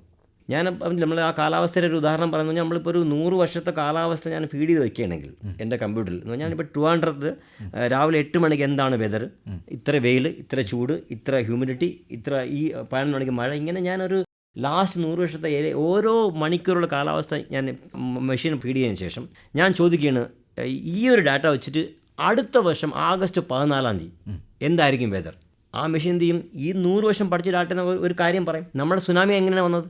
ഒറ്റയടിക്ക് സുനാമി വന്നു. സുനാമി വന്നിട്ടുണ്ടോ ഈ വർഷം? വന്നിട്ടില്ലല്ലോ. എങ്ങനെ പ്രെഡിക്റ്റ് ചെയ്യാം മെഷീൻ? അപ്പോൾ ഇത് ഡേഞ്ചറാണ്. ഇത് സത്യം പറഞ്ഞാൽ ഈ ആ ഡേഞ്ചറാണ്. കാരണം നമുക്കൊരു ഫ്യൂച്ചർ ഇല്ലെങ്കിൽ ഓക്കെ, പക്ഷെ നമ്മളൊരു ഫ്യൂച്ചർ കൊണ്ടുവന്നാൽ അതൊരു അപകടം, വലിയ നമ്മളെ ജീവൻ എടുക്കുന്ന അപകടമാണെങ്കിൽ നമ്മൾ തീർച്ചയായിട്ടും ഒന്ന് ബാക്കിലോട്ടുക. എനിക്ക് അതിൻ്റെ ആൻസർ ഇതാണ്, AI is A infant now, infant child. ഇത് അതിന് നല്ലോണം വലുതാക്കണം, എന്നാൽ മാത്രമേ എക്സ്ക്ലൂസീവായിട്ട് AI വരാൻ നോക്കൂ. നമുക്ക് ഒരിക്കലും ഹ്യൂമൻ ബീയിങ്ങിനെ റീപ്ലേസ് ചെയ്യാൻ AIക്ക് ഒക്കത്തില്ല. ഇത് ഞാൻ ഒരു കാര്യം പറഞ്ഞിട്ട് ഞാൻ ഇതാക്കും. നമ്മളിടയ്ക്കൊരു ടെസ്റ്റ് ചെയ്തായിരുന്നു. ഒരു ഫോട്ടോയിൽ ഒരാണ്, ഒരു പെണ്ണ്, പിന്നെ ഒരു കൊച്ചുകുട്ടി ഒരു 15 വർഷം, അവരിങ്ങനെ കെട്ടിപ്പിടിക്കുന്നൊരു ഫോട്ടോ. 3 പേരും മാസ്ക് ഇട്ടിട്ടുണ്ട്. നമ്മൾ ഒരു മനുഷ്യൻ്റെ ചോദിക്കുകയാണ്, എന്താണ് ഈ ഫോട്ടോ കൊണ്ട് എന്താണ് നിങ്ങൾക്ക് പറയാനോ, ഒരു കഥ പറയാൻ നോക്കുമെന്ന് ചോദിച്ചു. പറഞ്ഞ കഥ 100% പറഞ്ഞ ഇതാണ്, സാർ അത് കോവിഡിൽ നടന്ന സിറ്റുവേഷനാണിത്. കാരണം 3 പേർ മാസ്ക് ഉണ്ട്. ഓക്കെ, ഈ ലേഡിയും ഈ കുട്ടിയും അവർ ഇദ്ദേഹത്തിനെ റിസീവ് ചെയ്യാൻ വന്നതാണ്. എയർപോർട്ടിൽ നിന്ന് എഴുതിയിട്ടില്ലെങ്കിലും എയർപോർട്ടിൻ്റെ ഒരു ഇതൊക്കെ ഉണ്ട്. ഓക്കെ, പിന്നെ പറഞ്ഞൊരു കാര്യം, മനുഷ്യൻ പറഞ്ഞ കാര്യമാണ്, സാറേ അത് അവർ 3 പേരെ മുഖം കണ്ടാൽ തോന്നും ഇവരൊരിക്കലും കാണുമെന്ന് പ്രതീക്ഷിച്ചില്ല, അല്ലെങ്കിൽ വർഷങ്ങൾക്ക് ശേഷമാണ് ഇവർ കാണുന്നത്. മാസ്ക് ഇട്ടിട്ടുണ്ട്, കണ്ണ് കണ്ടിട്ടാണ് ഈ മനുഷ്യർ പറയുന്നത്. ഈ ഒരു സെയിം കാര്യം ഞാൻ AIയോട് ചോദിച്ചു. AI പറഞ്ഞത് 3 persons, 1 lady, 2 gents wearing mask, okay, look like airport. ഞാൻ അവിടെ ഒരു കോൺട്രാസ്റ്റ് ചെയ്ത് ഞാൻ ചോദിച്ച്, പുള്ളി പറഞ്ഞ് റിസീവ് ചെയ്യാൻ വന്നതാണ്. ഞാൻ പറഞ്ഞു സെൻഡ് ചെയ്യാനും വന്നാൽ ഒരു പക്ഷേ പുള്ളി അയക്കാനും വന്നാൽ, അല്ല സാർ അയക്കാൻ വന്നതല്ല, റിസീവ് ചെയ്യണം. കാരണം ആ മുഖത്തെ ഫീലിംഗ് ഉണ്ട്, ഇത്രയും നാളിന് ശേഷം കാണുന്നുള്ളത്. ഇതൊരു മനുഷ്യനെ നോക്കൂ, ഇമോഷണൽ ഇൻ്റലിജൻസ്. ഇന്നത്തെ ഒരു പക്ഷേ നാളെ ചെന്ന ഒരു പക്ഷേ മാറിയേക്കാം, പക്ഷേ ഇന്ന് AI അത്രയോ. താങ്കൾ ഏതാണ്ട് 3 പതിറ്റാണ്ടായി IT രംഗത്ത് ജോലി നോക്കുകയാണ്. സൈബർ രംഗത്തേക്ക് എങ്ങനെയാണ് കടന്നു വരുന്നത്? ഞാൻ നേരത്തെ വർക്ക് ചെയ്ത കമ്പനിയിൽ ഞാൻ ആക്ച്വലി ഒരു ജുഡീഷ്യൽ അംബാസിഡർ ആയിരുന്നു. അന്ന് ഞാൻ IT ഹെഡ് ആയിരുന്ന കമ്പനിയിലെ ഗ്രൂപ്പ് ഹെഡായിരുന്നു. അതിനുശേഷം ജുഡീഷ്യൽ എൻ്റെ ഈ ഓൾ ഓവർ ഇന്ത്യയിലുള്ള എല്ലാ ജുഡീഷ്യൽ, സുപ്രീം കോടതി ഹൈക്കോടതിയിലുള്ള എല്ലാ ജഡ്ജിമാരുള്ള MOU പ്രസൻറ്റേഷൻ മീറ്റിംഗ് ഇതെല്ലാം ഞാനായിരുന്നു ആ കമ്പനിയായിട്ട് പോയിക്കൊണ്ടിരുന്നത്. അപ്പോൾ അങ്ങനെ പോയപ്പോൾ ഈ സൈബർ ലോ എന്ന് പതുക്കെ ഇങ്ങനെ വന്നു തുടങ്ങി പല സ്ഥലങ്ങളിൽ. അപ്പോൾ ഞാനത് IT ലോ, IT ആക്ട് ഇതൊക്കെ പഠിച്ചതിന് ശേഷം ഞാൻ ജഡ്ജിമാർക്ക് IT ലോ പഠിപ്പിക്കുമായിരുന്നു. അപ്പോൾ അങ്ങനെ ഒരു ദിവസം ഇങ്ങനെ സൈബറിനെ പറ്റി കുറച്ച് കേട്ടു തുടങ്ങിയപ്പോൾ ഞാനിങ്ങനെ ഒരു രസത്തിന് വേണ്ടി, ടൈം പാസിന് വേണ്ടി പഠിച്ചതാണ് ആക്ച്വലി. പഠിച്ചിട്ട് ഇങ്ങനെ അത് പല സ്ഥലങ്ങളിലും ഇങ്ങനെ സൈബറിന്. അപ്പോൾ എനിക്ക് ഇവിടെ കേരളത്തിലുള്ള എൻ്റെ ഒരു കൂട്ടുകാരൻ, അദ്ദേഹം ഞാൻ ഇടയ്ക്ക് വെക്കേഷൻ വരുമ്പോഴേ, അപ്പോൾ അദ്ദേഹം ഇവിടെ ഒരു കോളേജിൽ ജോലി ചെയ്യുന്ന വ്യക്തിയാണ് പുള്ളി. അപ്പോൾ പുള്ളി പറയുന്നത്, സാറേ നാട്ടിൽ വെക്കേഷൻ എൻ്റെ കോളേജിലൊന്നൊരു സ്പീച്ച് ചെയ്യാമോ എന്ന് ചോദിച്ചു സായിബറിനെ പറ്റി. ഞാൻ പറഞ്ഞു, അയ്യോ എനിക്ക് ഞാൻ ജഡ്ജസ് ഫ്രണ്ടിലൊക്കെ എനിക്ക് ഓക്കെ, പക്ഷെ ഒരു സാധാരണ വ്യക്തികളുടെ മുന്നിൽ എനിക്ക് അത്ര ഒരു ഇതില്ല. കാരണം ഈ സൈബർ ലോക്ക് അവർക്ക് സാധാരണ വ്യക്തി ഒരിക്കലും അറിയത്തില്ലല്ലോ. എന്നാലും ഞാൻ എന്ത് ചെയ്ത് എനിക്ക് ഒക്കുന്ന രീതിയിലൊക്കെ ഞാനൊരു 1.5 മണിക്കൂർ പ്രിപ്പയർ ചെയ്ത് ഏകദേശം ഒരു 10 വർഷം മുമ്പിലായിരുന്നു ഞാൻ പറഞ്ഞത്. എനിക്ക് ഒക്കുന്ന രീതി ഞാൻ ഒരു 1 hour ഞാൻ ടോക്ക് ചെയ്ത് ആക്ച്വലി അവിടെ. ടോക്ക് ചെയ്തതിന് ശേഷം ഈ എന്നെ വിളിച്ച വ്യക്തി അവിടുത്തെ പ്രിൻസിപ്പളോട് എന്നെ കണ്ട് നമ്മൾ കഴിഞ്ഞ ശേഷം ഇരുന്ന് പറഞ്ഞ്, സാറേ ഇത് ഇങ്ങനെയൊക്കെ സംഭവിക്കുകയാണെങ്കിൽ ഇത് വലിയൊരു റെവല്യൂഷൻ ആയിരിക്കും എന്ന് പറഞ്ഞു. അപ്പോൾ ഞാൻ അതിന് ശേഷം പിന്നെ റീകോൾ ചെയ്ത് ഇദ്ദേഹത്തിന് അവർക്ക് എനിക്ക് തോന്നിയത് ആർക്കും മനസ്സിലായി കാണത്തില്ല, എല്ലാം ആയി പോകുന്നു. പക്ഷേ അങ്ങനെ അല്ലായിരുന്നു. അത് എൻ്റെ സത്യം എൻ്റെ ഒരു സൈബറിൻ്റെ ഒരു ഫസ്റ്റ് വർക്ക്ഷോപ്പ് ആയിരുന്നു വേണം എനിക്ക് അങ്ങനെ പറയാം. ഫസ്റ്റ് ടോക്ക് എന്ന് പറയാം. അവിടെ മുതൽ ഇന്നിപ്പോൾ 635 വർക്ക്ഷോപ്പ് ഞാൻ ചെയ്തു ആക്ച്വലി. പക്ഷേ അന്ന് മുതൽ എനിക്ക് കുറേ ഗ്രാജുവലി എനിക്ക് മനസ്സിലായി ഇത് വേണ്ടുന്നത് ഹൈഫൈ ആൾക്കാർക്കല്ല, സാധാരണ വ്യക്തിയൊക്കെ അറിവ് വേണ്ടത്. ഞാൻ അന്ന് മുതലാണ് ഈ എഡ്യൂക്കേഷൻ എന്നുള്ള രീതിയിൽ ഞാൻ ഫ്രാന്തായിട്ടിങ്ങനെ ഇറങ്ങിയത് ആക്ച്വലി. അങ്ങനെയാണ് സൈബർ. ഇനിയിപ്പോൾ എനിക്ക് അറിയാം എൻ്റെ ജീവിതം മുഴുവൻ ഇനിയിപ്പോൾ സൈബർ ആയിരിക്കും, തീർച്ചയായും അറിയാം. അപ്പോൾ അങ്ങനെയുള്ളത് അതാണ് അങ്ങനെയാണ് വന്നത് സൈബർ വന്നത് ആക്ച്വലി. അതുപോലെ ഏതാണ്ട് 150ലധികം ആർട്ടിക്കിളുകൾ താങ്കൾ ചെയ്തിട്ടുണ്ട്, പലതും വളരെ ഡീറ്റെയിൽഡ് ആയിട്ടുള്ള റിസർച്ച് സ്റ്റഡി. അപ്പോൾ അത്തരത്തിലുള്ളൊരു മേഖലയിലേക്കും കൂടി ഇറങ്ങുന്നതിനൊരു പ്രചോദനം പറയാം. എൻ്റെ ഒരു മോട്ടോ എന്ന് പറഞ്ഞാൽ ഇത് സാധാരണ വ്യക്തികളിൽ എത്തണം ഈ അറിവ്. ആക്ച്വലി ഈ സൈബർ ലിറ്ററസി എന്ന് പറഞ്ഞാൽ പറയാം നമുക്ക്. ഇപ്പോൾ കേരള നമ്മളെ ഫസ്റ്റ് ലിറ്ററസി സ്റ്റേറ്റ് ആണ്. അത് കണക്ക് നമുക്ക് സൈബർ ലിറ്ററസി സ്റ്റേറ്റ് ആക്കണം ആക്ച്വലി. ഈ ലിറ്ററസി ഒരു ഡെഫിനേഷൻ ഉണ്ടല്ലോ. ഇപ്പോൾ ഒരാളുടെ പേരും അഡ്രസ്സും ഏതെങ്കിലും ഭാഷ എഴുതാനും വായിക്കാൻ അറിയാമെങ്കിൽ അദ്ദേഹം ലിറ്ററേറ്റ് ആണ്. അതായിരുന്നു കൺസെപ്റ്റ് നേരത്തെ. പക്ഷേ ആ മീനിങ് ഇപ്പം സെൻട്രൽ ഗവൺമെൻറ് റീഡിഫൈൻ ചെയ്ത് നിങ്ങൾക്ക് ഇത് മാത്രം പോരാ, നിങ്ങൾക്ക് ഡിജിറ്റൽ ആൻഡ് ഫൈനാൻഷ്യൽ ലിറ്ററസിയോട് അറിഞ്ഞിരുന്നേ ഒക്കത്തുള്ളൂ. ഡിജിറ്റൽ എന്ന് പറഞ്ഞാൽ നിങ്ങളുടെ mobile smart phone use plus financial basic calculation banking. അപ്പോൾ ഇതൊരു മണ്ടഡ് ആയിരിക്കുകയാണ്. അപ്പോൾ ഇങ്ങനെയുള്ള യുഗത്തിൽ തീർച്ചയായിട്ടും നമുക്ക് വേണ്ടുന്ന ഈ ഒരു എഡ്യൂക്കേഷനാണ്. നമുക്ക് ഫീച്ചേഴ്സും അഡ്വാൻസ്മെൻറ്റും ഇഷ്ടംപോലെ ഉണ്ട്, പക്ഷേ അത്രത്തോളം അറിവില്ല. അപ്പോൾ അതുകൊണ്ടാണ് ഞാൻ ഒരു ശബ്ദം ചെയ്ത് ഇനിയിപ്പം നമുക്ക് എഡ്യൂക്കേഷൻ തന്നെ അത് വേണ്ടി വരും. കാരണം ഇതിൽ ഒത്തിരി ആൾക്കാരില്ല. അപ്പോൾ അതുകൊണ്ട് ഇതാണ് വേണ്ടത് ആക്ച്വലി. നമ്മൾ ഈ സാറിന് ഇരുതല മൂർച്ചയുള്ള വാള് എന്നൊക്കെ പറയുമെങ്കിലും ഇത് എത്രയെങ്കിലും തല മൂർച്ചയുള്ള ഒരു വാളുമായിട്ടാണ് നമ്മൾ വളരെ ഒരു കുട്ടികളെ പോലെ കൈകാര്യം ചെയ്യുന്ന ഒരു മേഖലയാണ്. ഇത് കേട്ടുകൊണ്ടിരിക്കുന്ന ഒരു സാധാരണക്കാരോട് എന്താണ് പറയാനുള്ളത്? പറയാനുള്ള ഇതാണ്, നമ്മുടെ ഈ സ്മാർട്ട് ഫോൺ, ഞാൻ സ്മാർട്ട് ഫോൺ എടുത്ത കാരണം അവിടെയാണ് ഏറ്റവും കൂടുതൽ അറ്റാക്ക് സ്കോപ്പ് ഉള്ളത് ആക്ച്വലി. നമ്മുടെ സ്മാർട്ട് ഫോണിൽ എത്രത്തോളം കുറഞ്ഞ കാര്യങ്ങൾ ഉപയോഗിക്കുന്നോ അത്രത്തോളം നിങ്ങൾ സേഫ് ആയിരിക്കും. എത്രത്തോളം കൂടുതൽ കാര്യങ്ങൾ നിങ്ങൾക്ക് ഒരു മസ്റ്റായിട്ട്, ഇപ്പോൾ വാട്സാപ്പ് ഉദാഹരണം പറഞ്ഞു, നിങ്ങളൊരു ലൈഫിൻ്റെ ഒരു ഭാഗമായിരിക്കണം. കാരണം നിങ്ങൾക്ക് കുട്ടികളുടെ സ്കൂളിൻ്റെ homework, personal chats, official chat, അങ്ങനെയൊക്കെയുള്ള കാര്യങ്ങൾ. പക്ഷേ ചില ആപ്സിൻ്റെ ആവശ്യം നമുക്കില്ല. ഇപ്പം ഞാനിപ്പോൾ പല ഇടയ്ക്ക് ഒരാളുടെ മൊബൈൽ നോക്കിയപ്പോൾ അദ്ദേഹത്തിൻ്റെ മൊബൈലിൽ കണ്ട ആപ്പിൻ്റെ പേരാണ് blood pressure monitor app. BP ചെയ്യാനൊരു മൊബൈൽ ആപ്പ്. നമ്മളൊരു കോമൺ സെൻസ് ഉപയോഗിച്ചു എങ്ങനെ ഒരു മൊബൈൽ നിങ്ങൾ BP ചെക്ക് ചെയ്യുന്നത്. പിന്നെ ഒരു ആപ്പിൻ്റെ പേരാണ് സ്റ്റെപ്പ് കൗണ്ടിങ്, എത്ര സ്റ്റെപ്പ് നടന്നു എന്നുള്ളത്. എന്തിനാണ് ആക്ച്വലി? നിങ്ങൾ BP ചെയ്യാൻ നിങ്ങൾക്ക് ഡോക്ടറെ ചെക്ക് ചെയ്യാം, അല്ലെങ്കിൽ ഡിവൈസ് വാങ്ങിക്കാം. അതിൻ്റെതായ ഡെഡിക്കേറ്റ് ഡിവൈസ് ഉണ്ടല്ലോ ആക്ച്വലി. നമ്മൾ ബോഡി ടച്ച് ചെയ്യാതെ എങ്ങനെ നമ്മൾ BP ചെക്ക് ചെയ്യാൻ നോക്കും. അപ്പം ഞാൻ പറഞ്ഞത് ഇങ്ങനെയൊക്കെയുള്ള ഈ must to have, good to have, not to have. Must, എനിക്കിത് എൻ്റെ ജീവിതത്തിൽ ഇത് വേണം. ഒരു പക്ഷേ വാട്സാപ്പോ അല്ലെങ്കിൽ നിങ്ങളുടെ ബാങ്കിൻ്റെ ആപ്പോ മസ്റ്റാണ്, അതില്ലാതെ നിങ്ങൾക്ക് ജീവിക്കാൻ ഒക്കത്തില്ല. പിന്നെ ഗുഡ് ടു ഹാവ്, ഇപ്പം നിങ്ങൾക്കൊരു മൂവി കാണാൻ ഒരു നെറ്റ്ഫ്ലിക്സോ അല്ലെങ്കിൽ ഒരു യൂട്യൂബോ ഗുഡ് ടു ഹാവ് ആണ്. അതില്ലെങ്കിലും നിങ്ങൾക്ക് ജീവിക്കുന്നതിന് കുഴപ്പമൊന്നുമില്ല. പിന്നെ നോട്ട് ടു ഹാവ്, ഞാൻ ഈ പറഞ്ഞ ഈ ആപ്പ് ബ്ലഡ് പ്രഷർ ഇതൊക്കെ നോട്ട് ടു ഹാവ് ആണ്. അപ്പം നമ്മൾ ഇങ്ങനെയുള്ള കാര്യങ്ങൾ ചെന്ന് കയറുമ്പോഴാണ് ഈ ഇങ്ങനെയുള്ള അപകടങ്ങൾ സാധ്യമുള്ളത്. അതുകൊണ്ട് ഏറ്റവും കുറഞ്ഞ ആപ്ലിക്കേഷൻസ് ഉപയോഗിക്കുക. നിങ്ങളൊരു സൈബർ ലിറ്ററേറ്റ് ആണെങ്കിൽ, എക്സ്പെർട്ട് ആണെങ്കിൽ തീർച്ചയായിട്ടും നിങ്ങൾ ക്യാൻ ഗോ, നിങ്ങൾ ഏത് ആപ്പ് നമുക്ക് ഉപയോഗിക്കാം. പക്ഷേ നിങ്ങൾ സാധാരണ ആവറേജ് മൊബൈൽ യൂസർ ആണെങ്കിൽ വേണ്ടുന്ന ആപ്സ് മാത്രം വയ്ക്കും. ഇതാണ് എൻ്റെ ലാസ്റ്റ്. അപ്പോൾ വലിയ സന്തോഷം. നമ്മൾ ഒരുപാട് കാര്യങ്ങൾ സംസാരിച്ചു എന്ന് മാത്രമല്ല, ഇനി ഒരുപാട് ചോദ്യങ്ങൾ ബാക്കിയാണ്. അതെല്ലാം നമുക്ക് മറ്റൊരു അവസരത്തിലേക്ക് മാറ്റി വെച്ചുകൊണ്ട് നമുക്ക് തൽക്കാലം പിരിയാം. ഇത്രയും നേരം നമ്മളോട് സംസാരിച്ചു. താങ്ക് യു, എന്നെ ഇൻവൈറ്റ് ചെയ്യുന്ന ഒത്തിരി thanks. Thank you sir. Thank U.